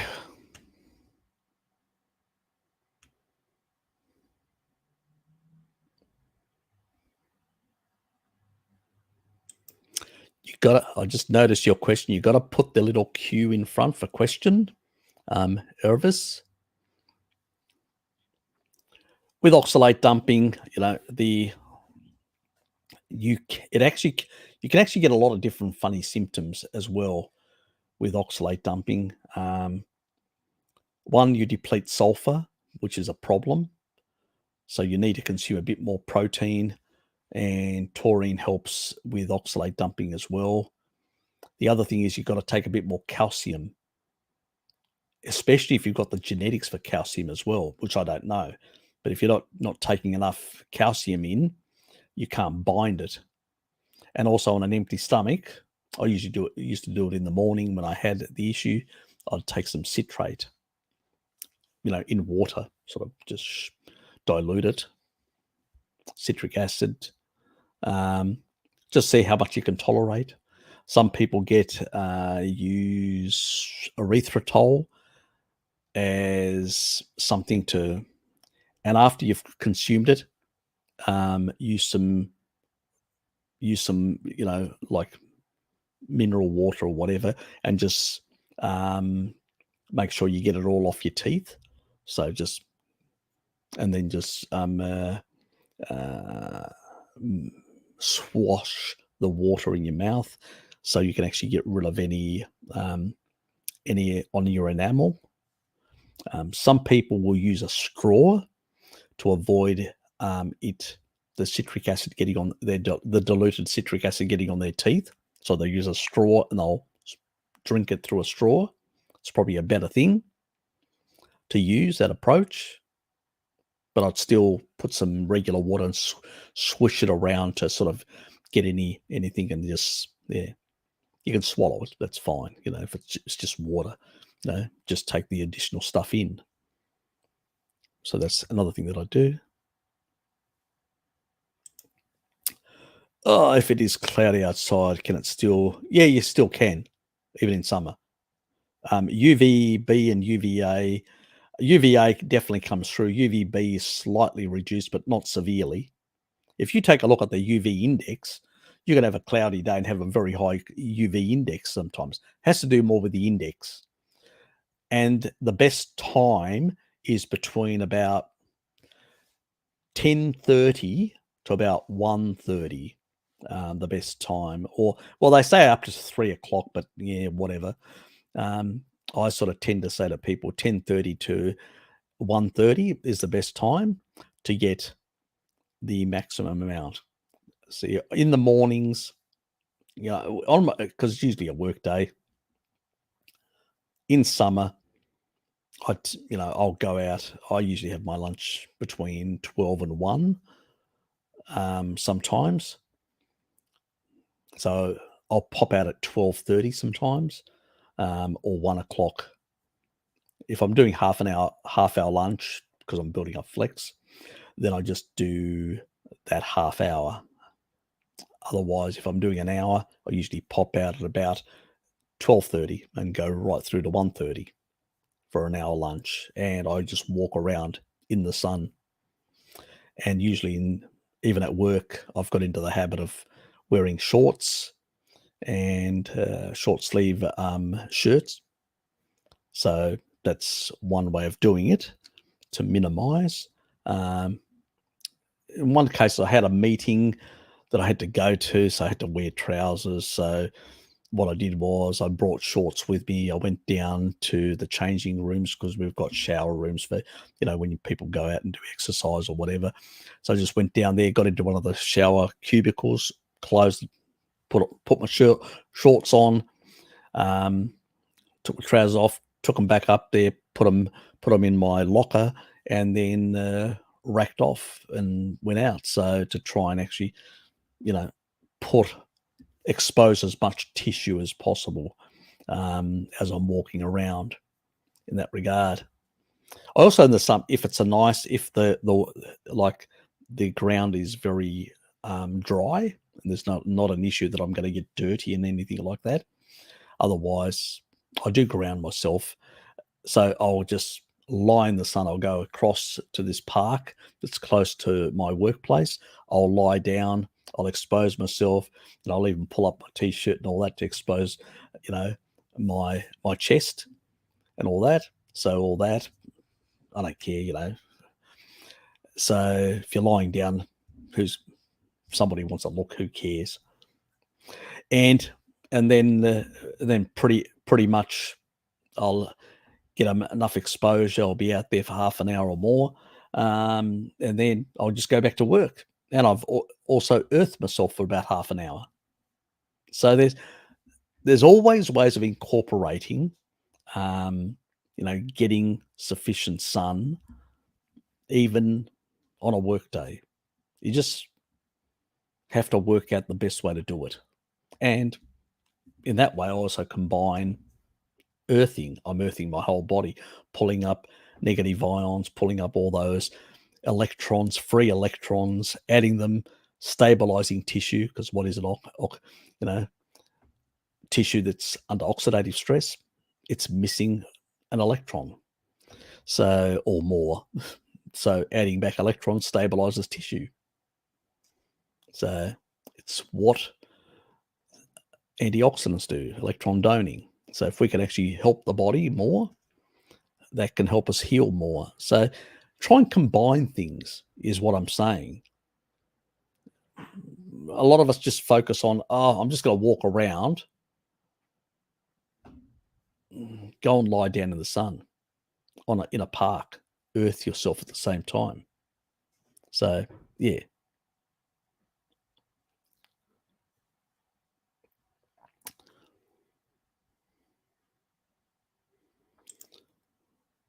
G'day, Mike. Acetate protease. Shit. It's a shit. Okay. If you say so.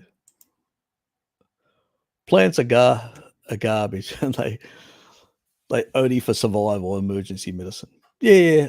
Look, there are molecules in them. Yep. Remember the Maasai the older people, they ate mostly meat. But yeah. So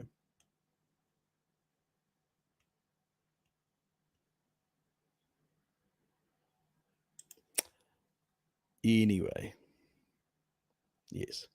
You're talking about the stomach. But anyway. We've covered the stomach enough today. Okay. Oh, that's it. Wrong. I just went back. Okay, let's move forward.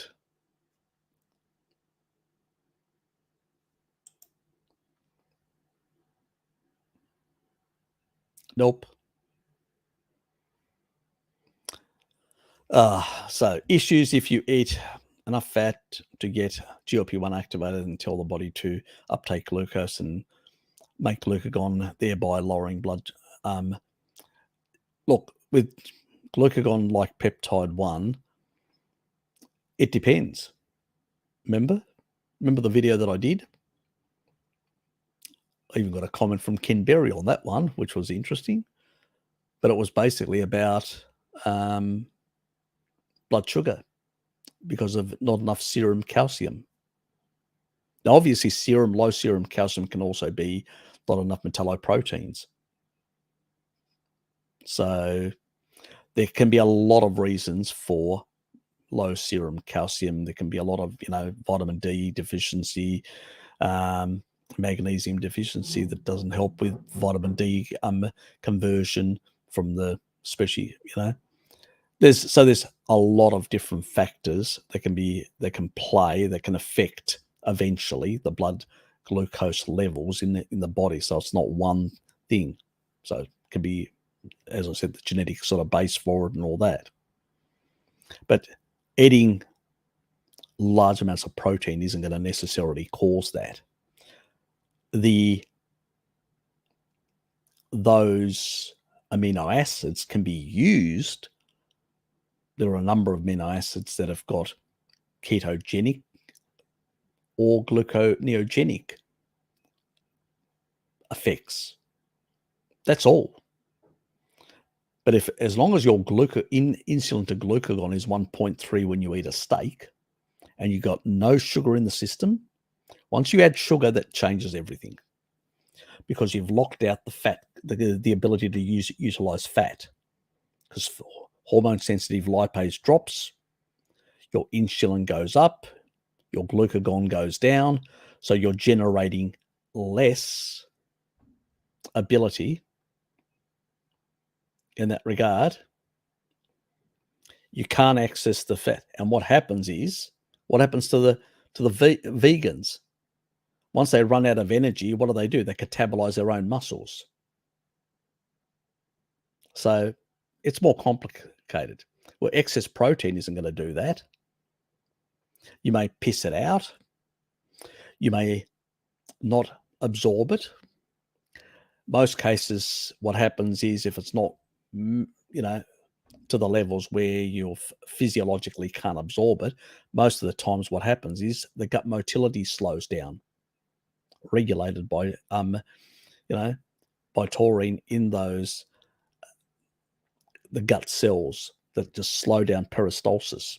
So you can absorb small amounts over longer period of time.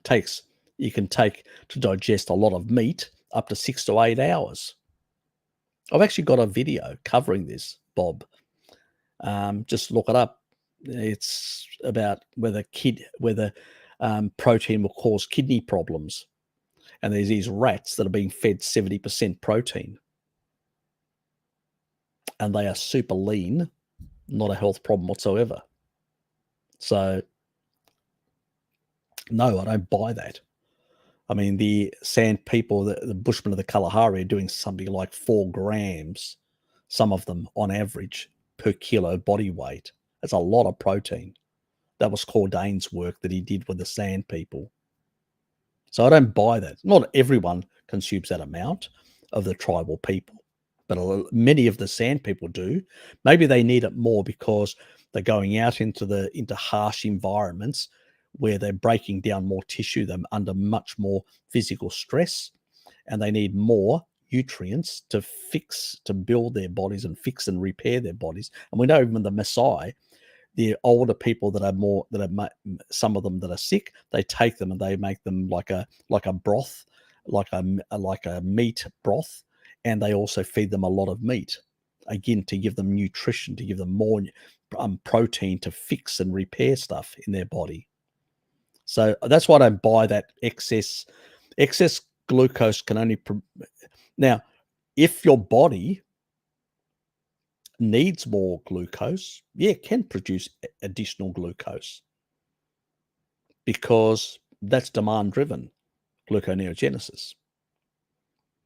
And if you're affecting, and if you consume more, you can produce slightly more glucose, but it's only slightly. It's not like a massive amount, because the body always produces a bit more of everything just to overcompensate. But as long as the insulin to glucagon ratio has not altered in any significant way, you're not going to get into. You can still access fat, and as long as you can access fat from your fat stores because your insulin is not high, then fine. But the moment insulin is high and you can't access fat stores, that's when you end up using a lot of that protein as glucose. It's an inefficient process, but it does happen. That happens with bodybuilders, muscular fat, where they consume rice, a lot of carbohydrates together with protein. And then they have to take leucine and all these other things to try and get a bit more anabolism. And I'm going, why bother? You end up muscular fat. Why don't you just do what old bodybuilders did? The old bodybuilders basically ate steak and eggs and some dairy and stuff like that. That's what they did. They weren't consuming all these refined carbohydrates. So it's just crazy stuff.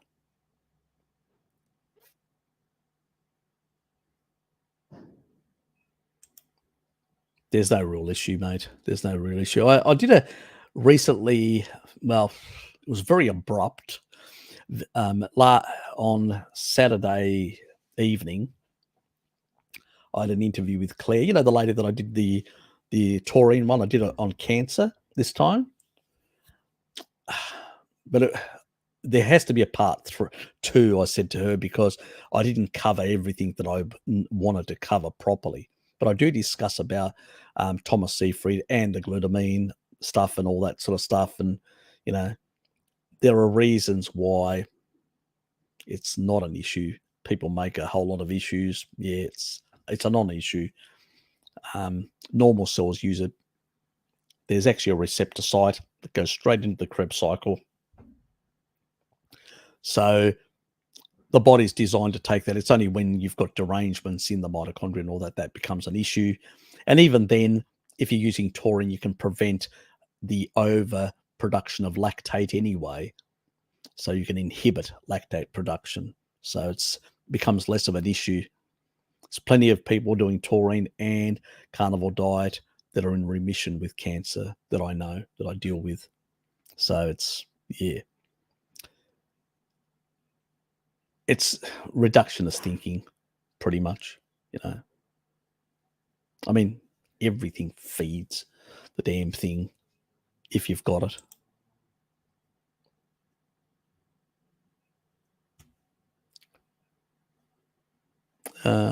Why do I feel better when I take some beef collagen? Is the glycine having some impact? Yeah, glycine can have a bit of an effect as well. It's involved. It's another one of those. It's cysteine, methionine, glycine, taurine. They all have a number of benefits, both synergistic and on their own. So, but if you're eating enough meat, you don't need a supplement glycine, so to speak.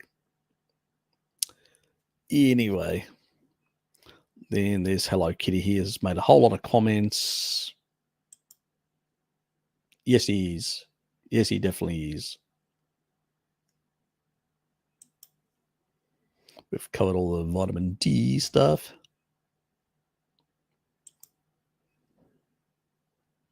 Yeah.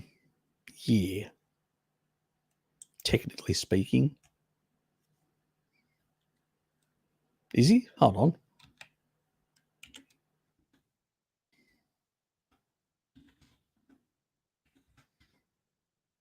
No, he's older than that. He was born in 1935 in January. 2023 minus 1935. He's 88. So in 2005, in 2025, which is 1.5 years from now, he'll be 90.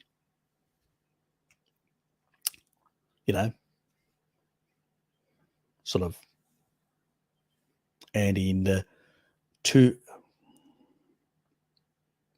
and in 2035 he'll be 100 if he makes it, as long as he doesn't jab himself again. Let's hope not. So no, you got it wrong. I'll tell him that you got his age wrong. That he was basically older than you thought. What else? Anyway, what are we talking about? Pigmentation of the skin. Is there a way to clear lipofusion? I heard red light. Yeah, look, so have I. I've heard that red light therapy does help. Niacin seems to be there's nicotinamide, which is sort of that goes through the salvage pathway after niacin gets converted to NAD, and then the nicotinamide that comes out of that through the salvage pathway. That seems to have a benefit through it increases hydration. It seems to do a number of other things. It's associated. Obviously, natural retinol, not being deficient in so eating enough eggs and stuff like that will help improve the skin as well. But there are some genetic stuff and all that, and that some people have had these issues, these skin pigmentation issues, and some seem to resolve completely, not an issue, and others seem not to on a carnivore diet, and we don't know why. It may be the variations of carnivore that people are doing, maybe certain nutrients that they're missing, potentially. But it's still not very clear what. And it also may be that some people, because it's existed in their family over a number of generations, some sort of, that tend to get these sort of birthmarks or whatever. It's like hardwired, the genetics. They're like people being bald where tribal people aren't over a number of generations. So that can be another factor, HD. So, yeah, it's one of those things that obviously a poor diet would definitely do it. So if somebody's on a poor diet and they've got this problem, yep, definitely. Don't you? I thought you were going to use part of it as well. But anyway, you should consider it. But then again, have you done a scan? You don't like going close to doctors anyway, but I said, have you done an ultrasound? If you haven't, then,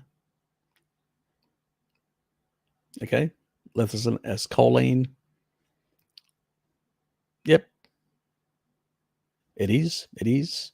It's useful for a number of neurological diseases. The Israelis use it to basically suppress, to actually turn off certain genetic pathways in that affect brain disorders. So that's at Tel Aviv University. They've been pioneering that work with phosphodiol serine in their case, but also some others that they've actually improved the condition with phosphatidylcholine as well. So, yep, very useful.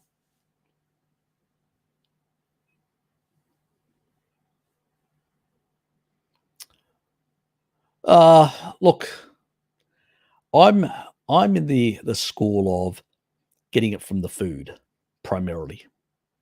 That's the sort of school I'm in. Primarily getting it in the food, eating more, you know, more eggs and stuff like that, and sort of a rich plethora of animal foods. I only view supplementation as for therapeutic purposes, for people that really need it because they've got health issues. I don't think everybody needs to be supplementing everything under the sun unless they've got real, actual reasons and they have to take it in that regard. So the only reason I store and have some is when I can't be bothered eating eggs because I need it because genetically I've got certain genes that affect my choline pathway and my primary methylation pathway. So I need to take it as a supplement if I'm not eating enough eggs. And even when I'm eating eggs, sometimes the day that I'm not eating eggs, I'll take a bit extra choline. So, but that's due to my genetics. Would you agree that a lot of people, especially men, would benefit from supplemental boron since our water sources? Yeah, look, I've promoted it in the past. I've promoted it as something to normalize hormones, especially in women, but also men who may be having some problems. So if you go back to, I know you're new here, but if you go back and check some of my other videos, you'll actually find that I've talked about boron and also recommended it to normalize, especially for women postmenopausal. So it's usually I don't like taking it for too long because it can cause a mild magnesium and potassium deficiency if you take it at high doses. So I usually recommend taking it for 12 milligrams for 1 week, 9 milligrams for a second week, 6 milligrams for the third week, and then for the remainder 3 months at 3 milligrams and no more than that in that regard, because at 3 milligrams, like 2 avocados. And at the same time,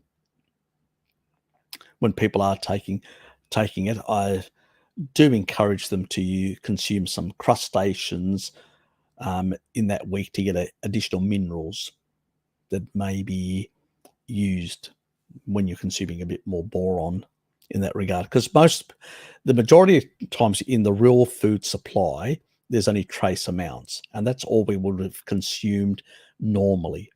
I use it as a biohack, boron, because it tends to sort of have this effect of normalizing certain things in the body, especially some of the hormones if they're deranged in some people. So it has a benefit, but synergistically with a carnivore diet, obviously.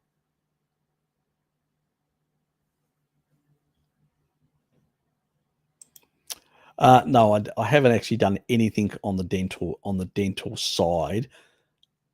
I do plan later on this year to do some stuff, but not at this stage. I haven't sort of covered. I've talked about it in my live streams. A lot of the stuff that I do, because I do have a day job, and even though I've made well over 400 videos, I haven't covered every single subject matter. I've still got hundreds, and I'm not kidding you, of folders. I've shown them in the past in live streams. I won't bother at this moment, where I got a whole lot of subject matters to still cover on a lot of things. So, yeah, as long as you're around and you check out, I do have a number of playlists, some covering digestive issues, some covering cancer, some covering all sorts of issues. So just check out those things, and yeah.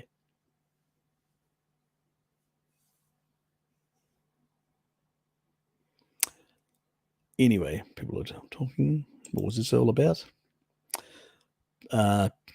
Peterson's did a video with someone while back talking about the psychological predisposition that tied to gender dysphoria. There's been a rise in these psychological issues making people susceptible. I think it's, I think if you brainwash impressionable little kids, there's going to be a risk for kids to sort of be confused and be susceptible to propaganda at especially the ages that a lot of this nonsense is being pushed. So I say to people, protect your kids from these lunatics.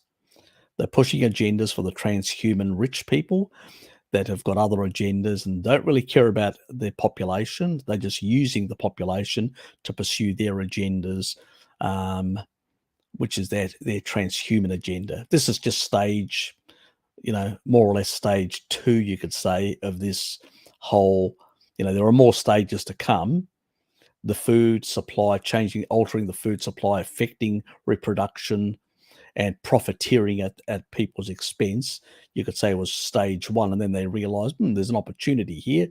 Let's make the food even worse, more processed.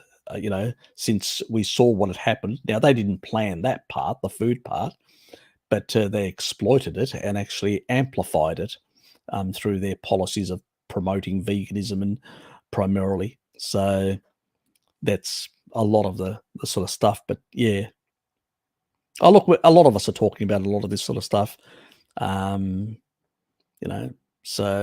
and it's good that we are at getting the message out to people that are completely unaware or view it as like a human right. And I'm going, hold on.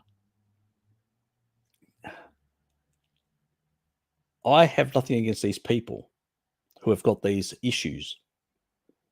I've got an issue with basically this propaganda being pushed in schools by transvestites turning up and talking to little kids. That's the problem that I have. It's a completely different thing. And I can only say about this, Bob, it's the most funniest thing you've put on there. Yes, I can't believe he's saying that sort of shit. Oh, God. That is nonsense. Absolutely nonsense. People have been... There's a whole lot of other societies, a whole lot of Asian societies that, that have got higher exposure to EMFs and blue light. Some of the cities in Asia are just lit up like Christmas trees, and they don't have these issues. This is propaganda. This is grooming by the state, which is serving these misanthropists, transhumanists. That's really what it's all about.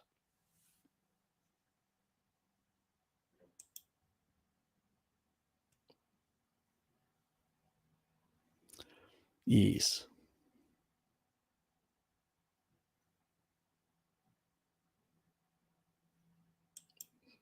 No, don't worry.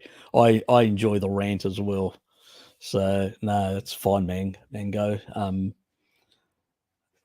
Yeah, all these issues are coming together. The food side, the limitations on our movement, 15, it's just nonsense.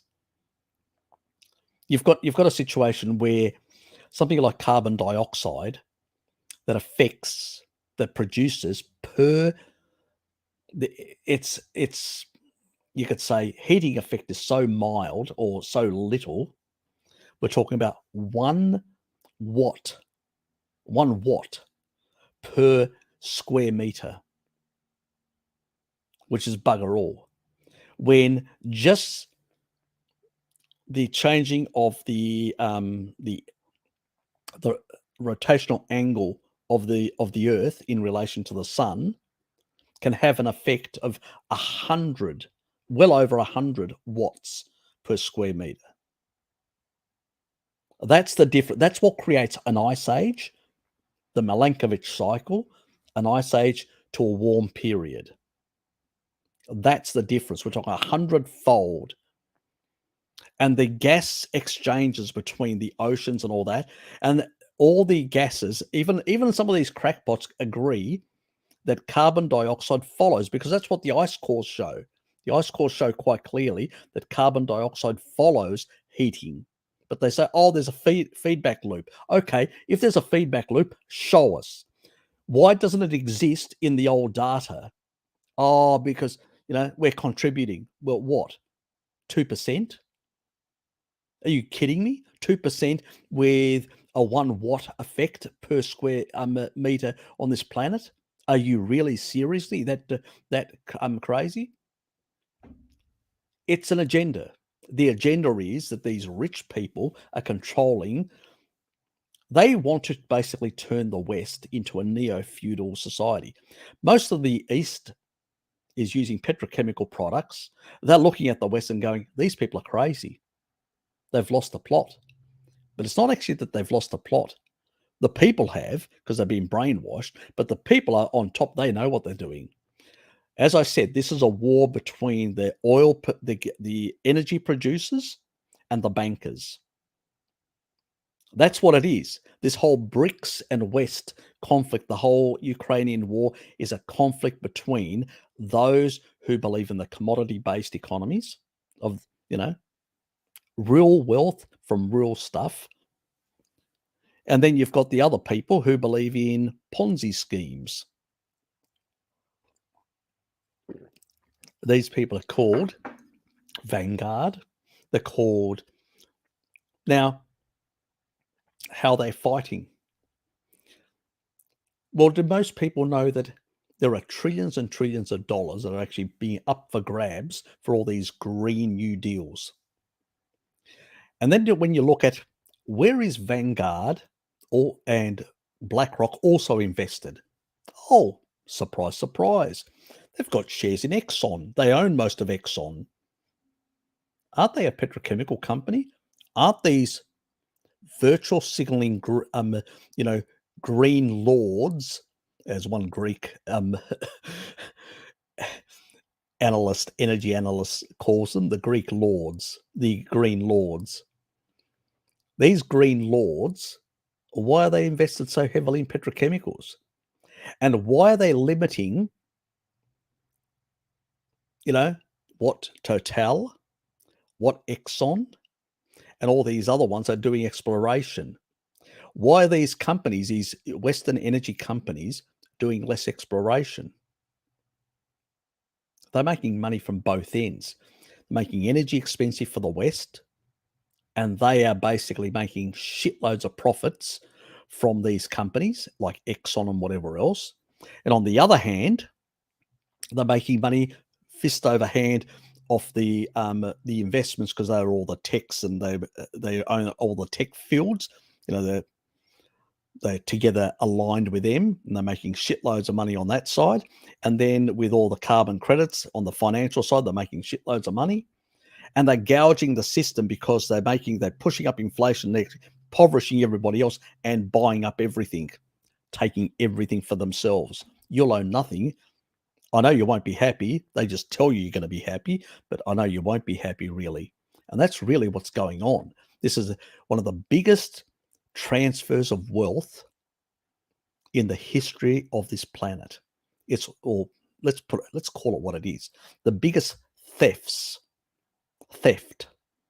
of wealth that has ever happened on this planet. That's what's happening in the West. And the Western populations are just starting to realize this. Some people, not everyone. Most people think, oh, it's those awful Arabs. Oh, it's those awful Russians. Oh, it's those awful Chinese. They're to blame. No, it's just expensive energy. The reason why in the 50s and 60s and 70s and onwards, you had high living standards with low debt, and you're also able to pay off your debt very fast. Remember the debt to GDP after the Second World War? America had a 244%. They were able to pay it off very fast. Why? Simple. When you grow the economy, one, they did tax those people who profiteered from the war, but the big thing was that the economy grew massively and the debt to GDP shrunk. When your total income, that's your GDP, your total income of your economy grows because of cheap energy and new technology that comes out of the cheap energy, new automation and all that, your GDP grows and then the debt to GDP shrinks. It can be the same debt in terms of, like, as an example, if you've got an economy which is 100 billion and your debt is 10 billion, that's 10%. But if your economy doubles to 200 and it's still 10, you owe 10, it becomes 5% of GDP. So total income, this is what happened to Greece. Their economy contracted because of their Great Depression and their debt blew out. The amount of debt that they had hasn't really changed. They've been running surpluses. It's just the debt to GDPs because they destroyed their economy just to satisfy some, northerners to virtual signal.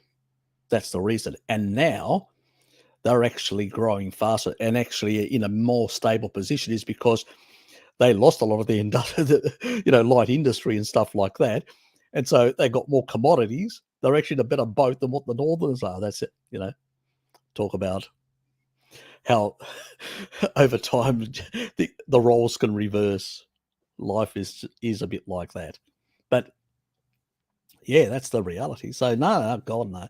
We need to discuss these. We need to expose how these things work.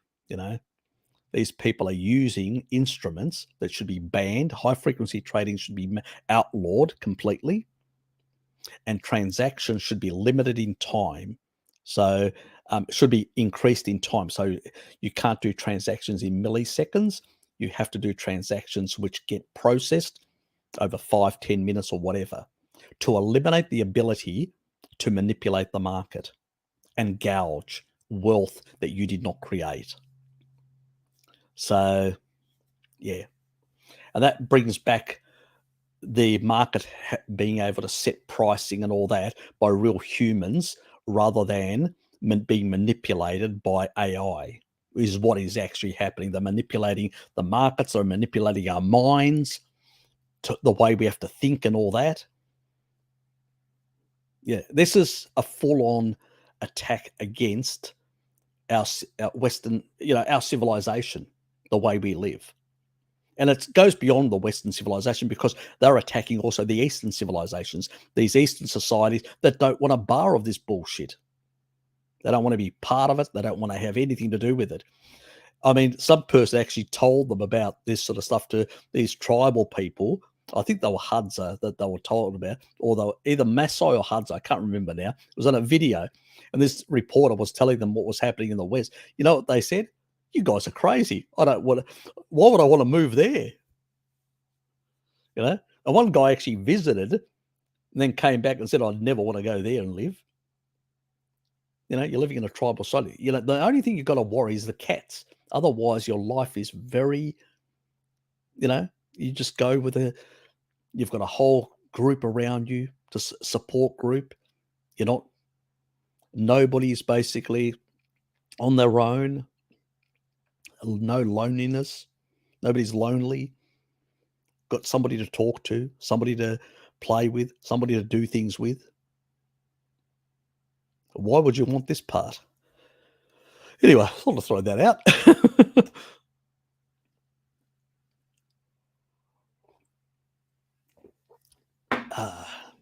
Anyway, I have been neglecting the feed, getting all these rants. Norman, how are you, mate? Thanks, mate.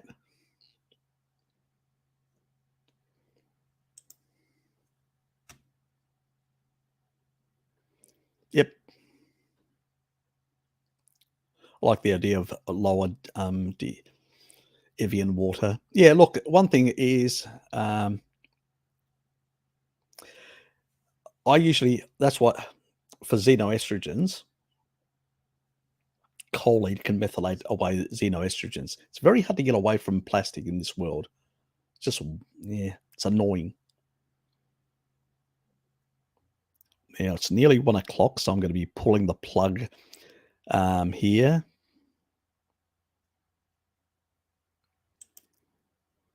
Now, my aim is to change the direction of our society. I'm not going to be part of the main. I'm not interested in the major parties at all. But I'm trying to find like-minded people to set up a new movement globally, a movement basically to save all our societies, sort of a patriotic center where we love our country. Loving your country is not the same as nationalists. Nationalists are basically people, that's what the rich are, nationalists. They create national xenophobia where they say, oh, they're the enemies, we need to kill them and take all their stuff. What they mean is you need to kill them on behalf of us, and then we'll take their stuff and we'll give you some peanuts. That's what they mean. So let's get it right. What I'm talking about is creating a patriotic center where the majority of people sit, the reasonable people, and say, I want to represent you guys, not the mad fringe elements, you guys, and actually set up a proper functioning society that limits that corruption, that these wealthy people can't corrupt the system or control the system because you directly control each politician. You're not happy with them, you vote them out. Do a petition, kick them out, and put a new representative. They're just there to come up with the best ideas and then to put them forward to you and say, well, what do you think? They're not there to basically run the show, tell you how to live. It's going to be a complete different paradigm. And we can use blockchain. We can use some of this technology. There's nothing wrong with the technology. Technology has dual use. It can be used nefariously for the wrong things. It can be used for positive things to make things more efficient and easier to do things. We'll use it for the right ways and all that. We'll get rid of banks. We don't need banks. We do not need banks, believe me. We could actually have one national bank that is owned by all the people, like a central bank, but not a central bank. If we don't need a central bank, but just an authority that basically has a responsibility for setting some of that monetary sort of stuff and whatever else. And the way that would work is we would have direct accounts with that. And so that means, and it also would be all tied to the economy, the real economy. That means the moment the money supply had overgrown the economy by 10% or whatever, interest rates will start rising, and it would limit borrowing. Or you could actually, I sort of believe in, you just stop, you limit borrowing. What it does is if you want to generate more wealth, you need to go out there and produce more wealth. So you need to produce more products and services and whatever to sell them in order to generate more GDP to allow for more money supply. And that means it's a more consistent growth, but a slower growth. It goes really back to very similar to what the old commodity producers were. The difference is they had less automation, less cheap energy, and so their societies grew very sluggishly, slowly, hardly at all, because there was very little innovation, very little cheap energy. So their progress was very low. Ours is different. We have a lot of cheap energy and a lot of technology. We can actually grow much more rapidly and all that, but without basically creating all this. And we get the benefits, because just think of it. If you're not increasing the money supply as rapidly, you're not deflating the money. You're not losing value in the money. That means my work, if, for instance, a product that we produce becomes cheaper, it means I can afford more as a citizen. That means my labor has more value than what it had before. It means you're still going to have some wealthy people, but you're going to have wealthy people that are not as wealthy. That's what they don't like. Because unless you can print money to amplify that effect, to basically make things, to increase all these assets to very high values, that means property, to make it very expensive and all that. If you go back to the 1950s and 60s, when there was less money printing, like, there weren't money printing like today, because the government also wasn't generating a lot of, because it didn't have all these beautiful, stupid, so-called useless services in many cases.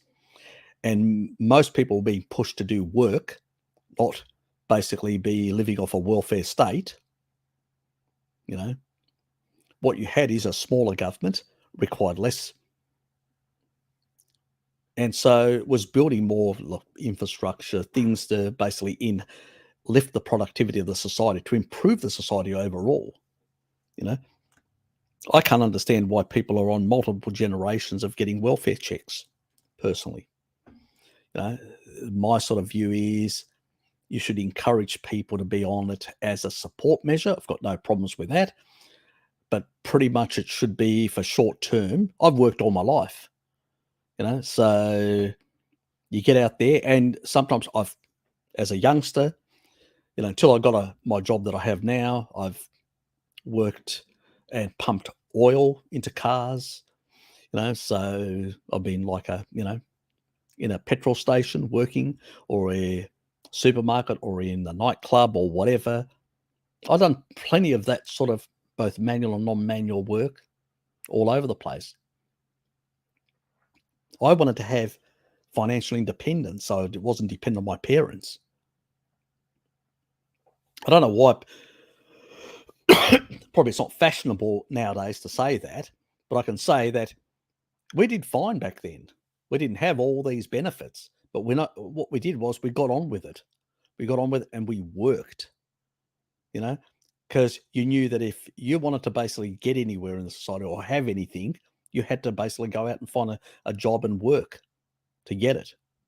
Now people just have these high expectations. It's ridiculous. Personally, well, that's my opinion anyway. I don't care what other people think. But the reality is that we can't have a society that has all these damn so-called benefits. If you take a look back then in the 1950s and 60s, people could afford their own home with 3 years of salary. As long as you're not printing a whole lot of money, the value of your money actually improves. So as energy becomes cheaper, the productivity of labor increases, and you create more wealth, that home becomes cheaper over time. But if you're increasing the money supply, it doesn't. It keeps on either staying the same, depending on the rate of money supply. But if it goes too high, then it becomes more expensive, because you've got more money competing for less things. When you've got less money competing for more things, those things become cheaper. This is why they love printing money. The politicians can actually enrich themselves, and so can the rich, while they're debasing the currency, and your own labor is worth less every day, so you can buy less stuff. And the only reason they were able to mask it for 100 years, or for all these years, they were able to mask that effect, is because of high productivity, cheap energy, petrochemical products, and innovations in manufacturing. That means machinery, automation, robots, and all that, producing stuff cheaper and cheaper as they were devaluing your currency. So that's why the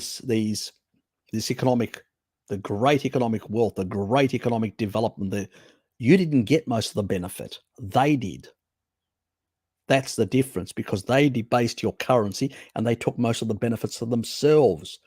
And what they did, then arrogantly, they told you, here's a couple of crumbs in terms of, social benefits. Here's a couple of crumbs, peasants. That's how arrogant these people are. Here's a couple of crumbs, and you should be happy.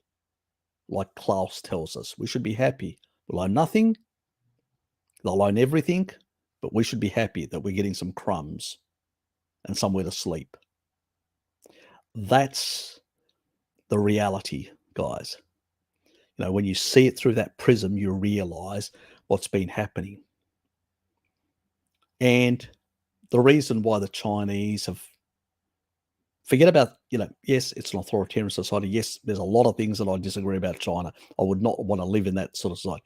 But look at that people, went from a peasant all the way, 300 million people, more than, living like us nearly, being able to travel, doing all this sort of stuff. Why? Cheap energy. They love cheap energy. Good for them.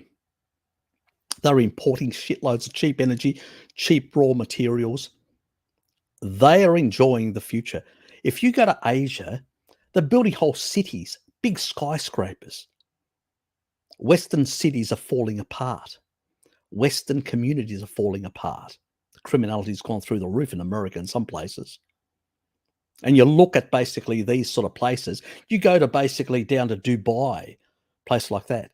It's like when people have a lot of wealth, you know what they do? They build big monstrosities, build buildings to show off because they've got the money. The money's going east because those people are competitive. Our economies are not competitive. With a windmill and solar farm, forget it. You're not going to be competitive. With petrochemical products, bloody hell, you're going to be competitive. They are buying up everything. And now this is where they're coming back with that massive amount of finance and wealth that they're coming back and buying everything and buying control. That's what the Chinese are doing. And these people are fighting. This whole conflict is between these parasites that are our elites fighting their elites who are commodity based and manufacturing. That's what's really happening. What we need to do is we need to put to the sword politically, that is, not to the literal swords. We don't need another Paris Revolution or, you know, the guillotine. That just, as I said, the extremes end up in mayhem. We all lose under those circumstances. What we need is to put that part of the economy to the sword. We need to bring back manufacturing to the West. We need to bring back manufacturing to the West. We need to bring back cheap energy and manufacturing to the West. That's what we need to do. So we've got a lot to expose these people because they've got a lot of money and they're running the agendas.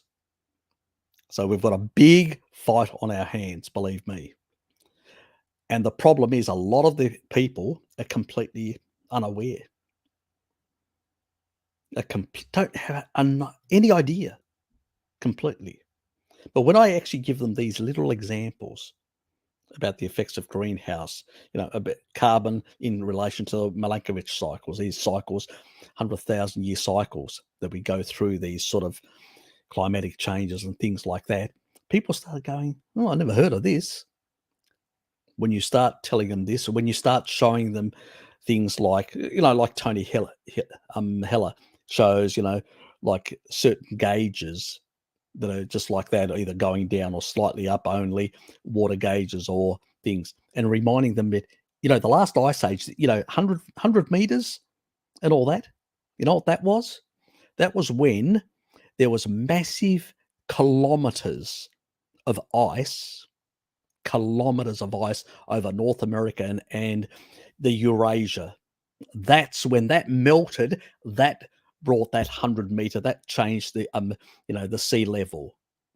Not, you know, if you lose a bit of Greenland went after towards the end of the Roman Empire, the Western Roman Empire, you know, and the early parts of the Middle Ages, you know, actually it became literally ice-free Greenland. That's what's called Greenland. We didn't see any massive sea level rise then. We're not going to see it again. You need to have kilometers.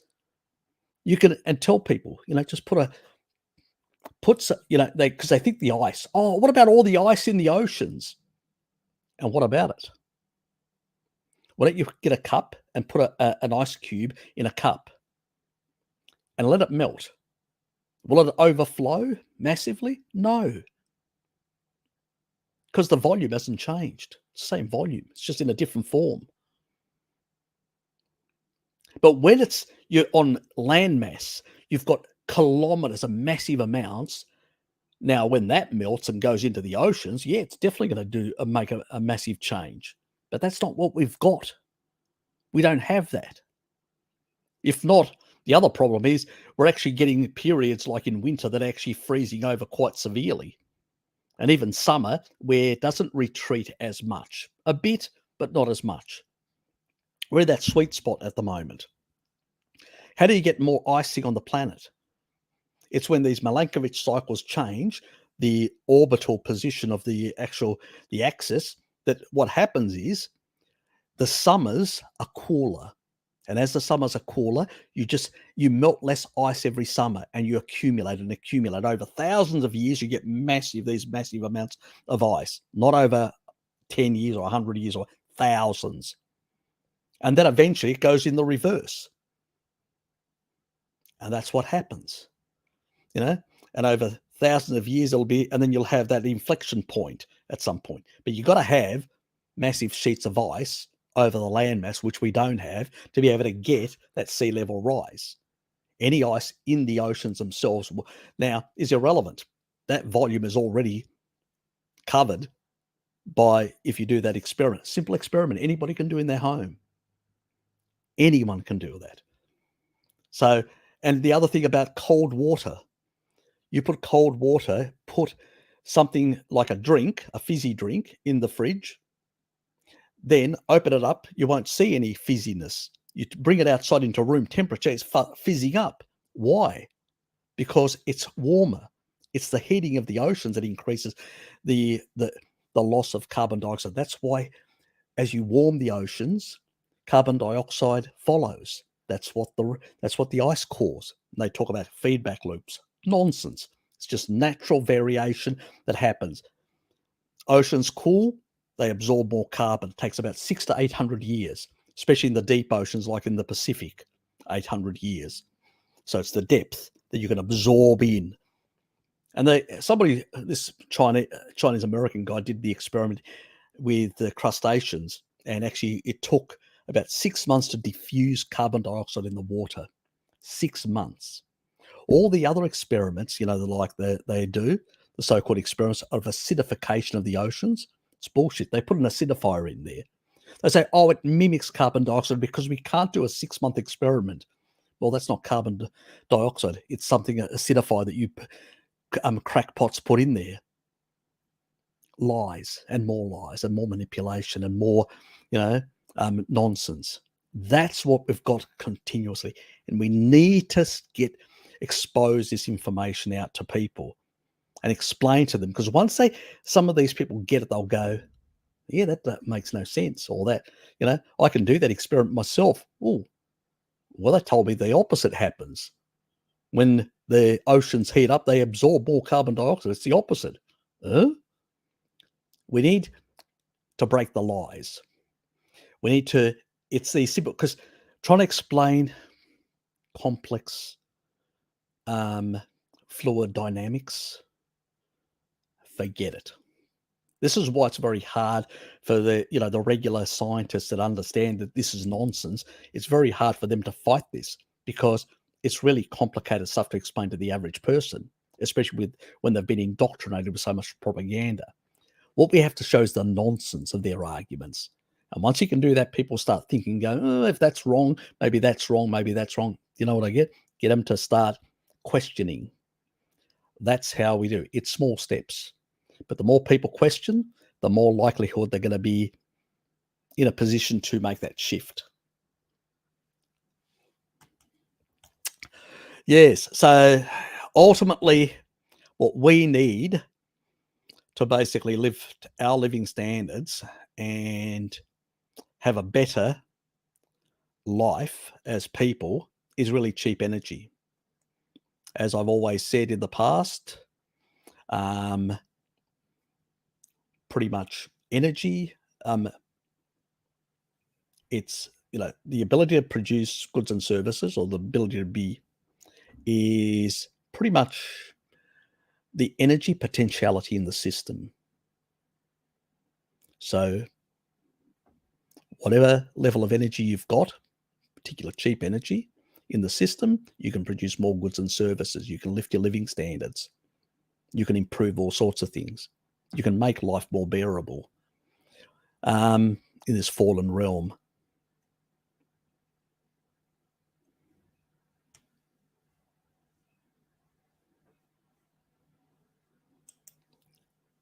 Yes, taurine will help you. Take it in the evening and try and limit your blue light exposure, and that will basically improve. So less screen time and stuff like that, especially 3 hours before going to bed. If you can get blue blocking glasses, even better. So yeah, things of that sort.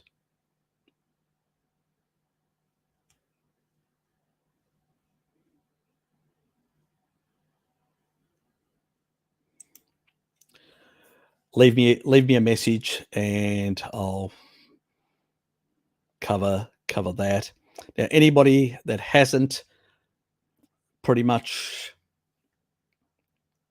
because I'm about to go. So, yep, not a problem. You're welcome. It's been a while since I've had a rant. G'day, Sandra. Should I up my intake of taurine to help heal a non-meniscus? It can help. It can help in that regard. But the thing that will actually help the most is eggs. Can you eat a lot of eggs? Because while keratin is an important, collagen binder, and this helps with that, at the end of the day, you need more protein. So when you're healing, it's a bit like, it used to be the case in the past. When you used to go to a hospital and you had an injury and all that, like a burns victim or anything else, what did they give you? Heaps of egg powder, because they knew that you needed more, because, all these things are collagen structures. That's what they are. Your tendons, collagen structures, all that. All these protein structures in the body, what do they need? More protein. So really, we have to up the protein. It's a bit like the Maasai when their elderly get injured. What do they give them? Heaps and heaps of more meat and protein, and also they give them they do make a broth with some sort of plant compound. They never explained exactly what it was in that video, but it's some sort of plant compound that actually probably has a hormetic effect. So I'm going, maybe take some sort of plant compound that has a hormetic effect that we know of, like supplemental stuff. And that's probably an option that people can use to sort of encourage the body to heal a bit faster. Some people, it can cause pain. They can supplement arachidonic acid, and it does cause pain. I can tell you, some bodybuilders can endure that pain and will take supplemental arachidonic acid to help increase, sort of this effect of improving, healing, or to be more precise, the rate of healing in that regard. That other BCP 157, that seems to also, because the stuff that I read,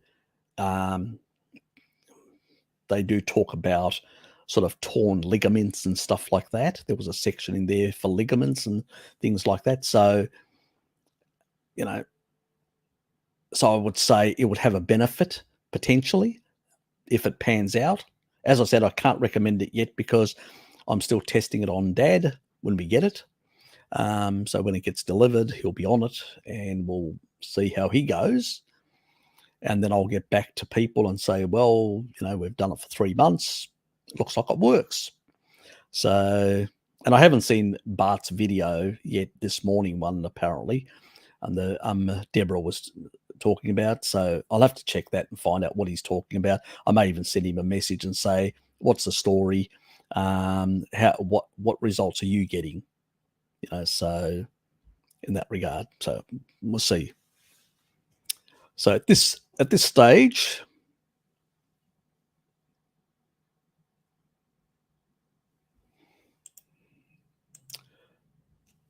put it in the comments. Put it in the comments after this video, and I'll answer it.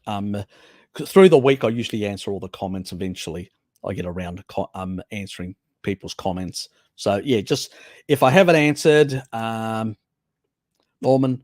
So if I haven't answered your question today, just please put it in the comments, and I will answer it. Most people, when they know that I take ages sometimes because I try to get a bit in depth about things, and sometimes I get on rants like I did today. So it does happen.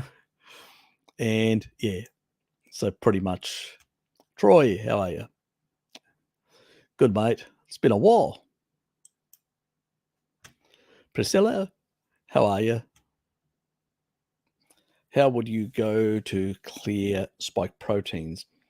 Look, I think the carnivore diet in general helps a lot in that regard.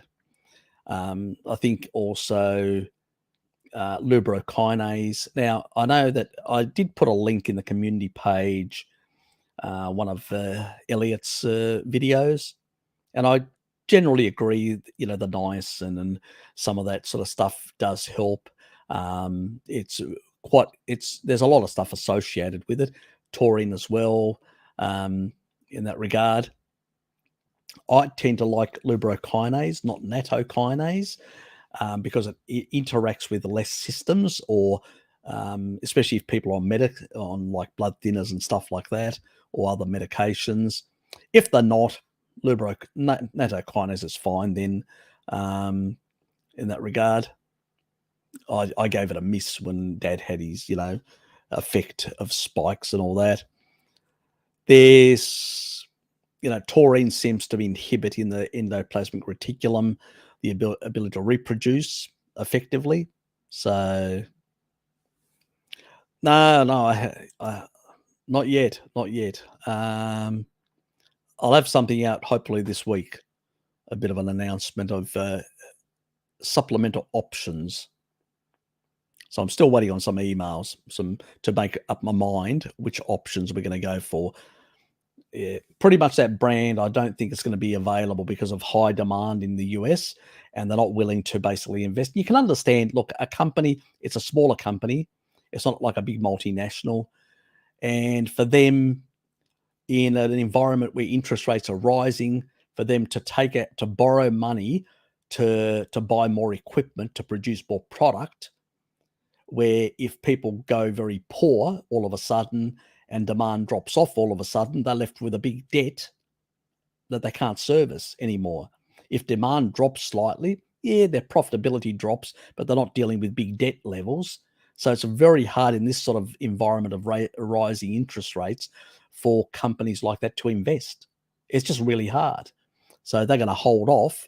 Maybe later on they may come back into the international market, but at this stage they're limiting their market to a number of players in North America, and that's about it.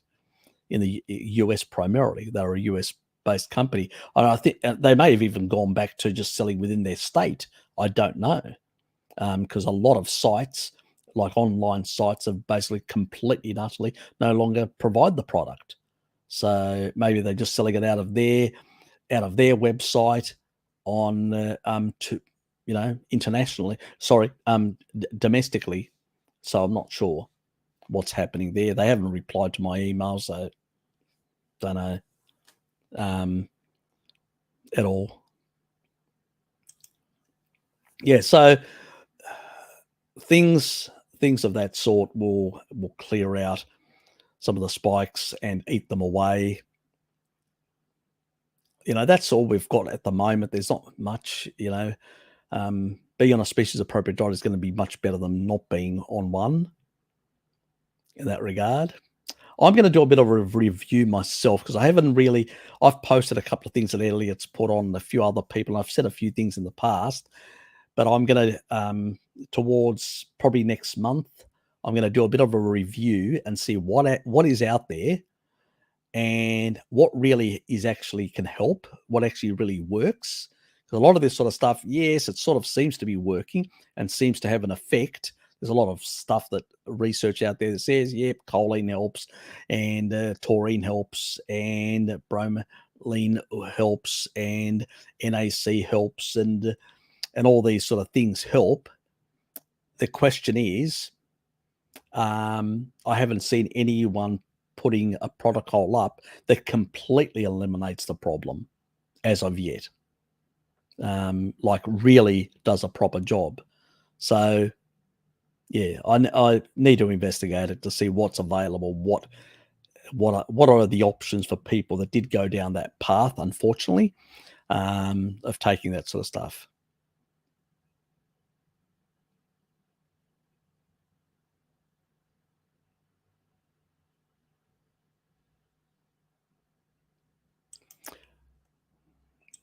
Yeah, look, there's, as I said,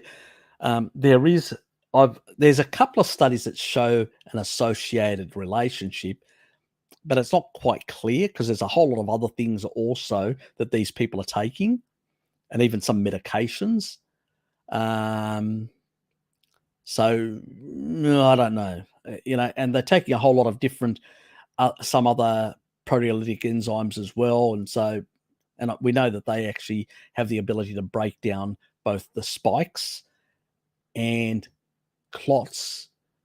But the question is, are they doing all the work or are they doing it synergistically? It's really, we don't have like single trials, like when you've got a single trial, say, we're only going to do berberine, we're only going to do, niacin, or we're only going to do this or that or whatever, and only those and nothing else, and in people, and see what happens.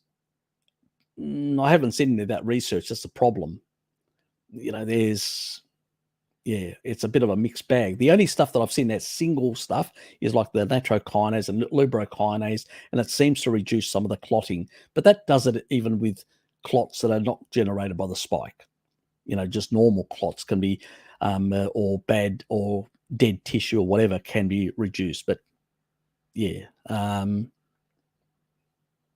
so yeah, I don't know. It's still, let me have some coffee. That'll help.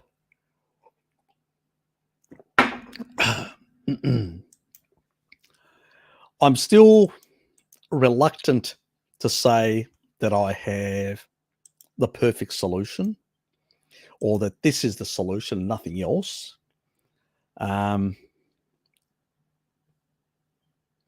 But I'm still a bit on the fence about it on a number of substances. I just need to do a bit of more extensive research into them and stuff like that.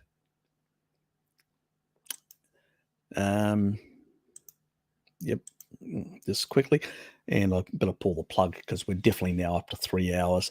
No, I haven't actually looked into that. Look, I know it dissolves in a petri dish. If you put it, it definitely dissolves in organic and certain organic molecules. So that's quite clear. But I haven't seen any really robust research in the literature to say, definitely that will be useful for this purpose. So I did take a bit of a sort of a cursory look, but I have to say I haven't done a deep dive that so I haven't exhausted, just because I just haven't had the time. I've been looking at other things as well, some quantum biology effects of water with taurine and a few other things that I've been looking into. And as I said, I like the sciencey stuff, so I've been looking into that sort of stuff. But I will come back to this sort of stuff because I know people want information of how to sort out things. So I'll take a look at it. It'll probably be next month before I get a chance to do a bit of a deep dive and see whether there's any good efficacy, or is it just, Because even sometimes if something has a small effect, but it's costly, it may not be the best option for people. So there is a cost benefit analysis that has to be done, whether that's the best thing to do or try something slightly different. So yes, there's that sort of stuff as well. Anyway, I'm out of here, guys. Thanks for being here. Appreciate all the questions, the support, because without you guys, this channel and these live streams don't work. It's your questions, your participation, you being here. I'm just the mouthpiece of this channel. I hope you enjoyed today's live stream and covering a few. Hope you enjoyed some of my rants as well, and some insights into the way these people work and all that. It's yes, we live in very interesting times when the first time in history bankers are fighting the energy producers and manipulating the markets, for their own nefarious reasons. It's a crazy time. In the past, they would have been handing them over money, hand over fist. Actually, there was one guy. I'll tell you a story. There was a Greek. There's a Greek guy. He's got about 6 or 7 boats anchored down in one of the. It's a Elefsina is slightly to the west of Piraeus, south of Athens. Piraeus is Elefsina, which is to the west, and this area where he's anchored quite a lot of his boats. Back in 2015, he wanted to upgrade some of them and also buy a couple of new ones, replacements. The banks would not loan to him. He said, "I couldn't believe it. Here I am. I've been transporting, oil from the Middle East for years, and I go to the banks and they won't lend me any money. They say we're not into that stuff." He said, "It's just crazy. It's just a war on oil and gas." Yeah, but at the same time, they're invested in these companies, and they're actually deliberately, with ESG sort of bullshit, deliberately undermining them and gouging a lot of wealth from both ends. Yes, naughty elites, very naughty elites. You're welcome, Troy. Thank you. Brooke. Oops. Well, at least some people do. Well, most of my subscribers do, which is good, which it makes it easier for me. You're welcome, mate. HD. Always good. I hear things down in the Horn of Africa aren't that pleasant at the moment. I've been sort of listening into that a bit, and some of the actual regional tensions, even the borders. Didn't even know that. I found out just recently that the border between Egypt and Sudan, there's a 1902 border alignment, and there's an earlier border alignment that actually changes and actually gives more of the Red Sea to Sudan, which has got oil and gas in those areas. And some of the friction between those two is about water as well, but also and raw materials, but also some of the petrochemicals in the region as well. Doesn't surprise me that it's always people don't fight over dirt; they fight over resources. So you have to go back to basics. And the problem is we've been brainwashed to think that the basics aren't important. Bloody hell, they are. They underpin our society. Without the basics, without basic materials, you can't create iPhone without energy and without basic raw materials. What, it's just going to materialize like that? What do you think? You're in Star Trek universe? No. We're still in basically a world that still is using these basic raw materials to make things and provide the energy to run the services. It's the level of cognitive dissonance that exists out there, or misinformation, is just ridiculous. But anyway,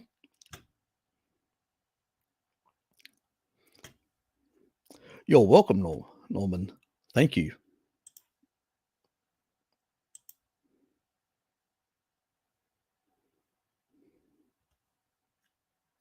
Yeah, it's I don't think it's, but long term there's a lot of friction terms. The biggest, if you take a look at the amount of what is it called? There's a metric, something about liters is sort of 1,000 type liters. There's a measurement for it. It's the average for the world that you need is about 1,000 plus, and Egypt per citizen is only about 600. That's why they're building a nuclear, close to Alexandria, they're building a big nuclear power station, the Russians are, for them. It's to basically desalinate water cheaply. That's what it is for, because they need to make that difference of 400, about 40%. They're only getting about 60%, and they have to import about 40% of their water needs. So yeah, it's the growth in the population that's actually happened in the last couple of decades, and as a consequence, and also the misuse of water resources. So that didn't help in part of grain, because they have a lot of grain agriculture. They've always had it from antiquity. So these are, creating a few issues for them. But anyway, yes, always interesting, that sort of stuff. Yep, we've got the next in about 4 hours, 4 hours and 20 minutes from now will be the Eurasia live stream. So anybody still awake, yeah, you'll probably, or if you go early to bed now, straight to bed, and probably won't help. See you, HD. Anyway, see you guys. Take care. Bye. Thanks for being here.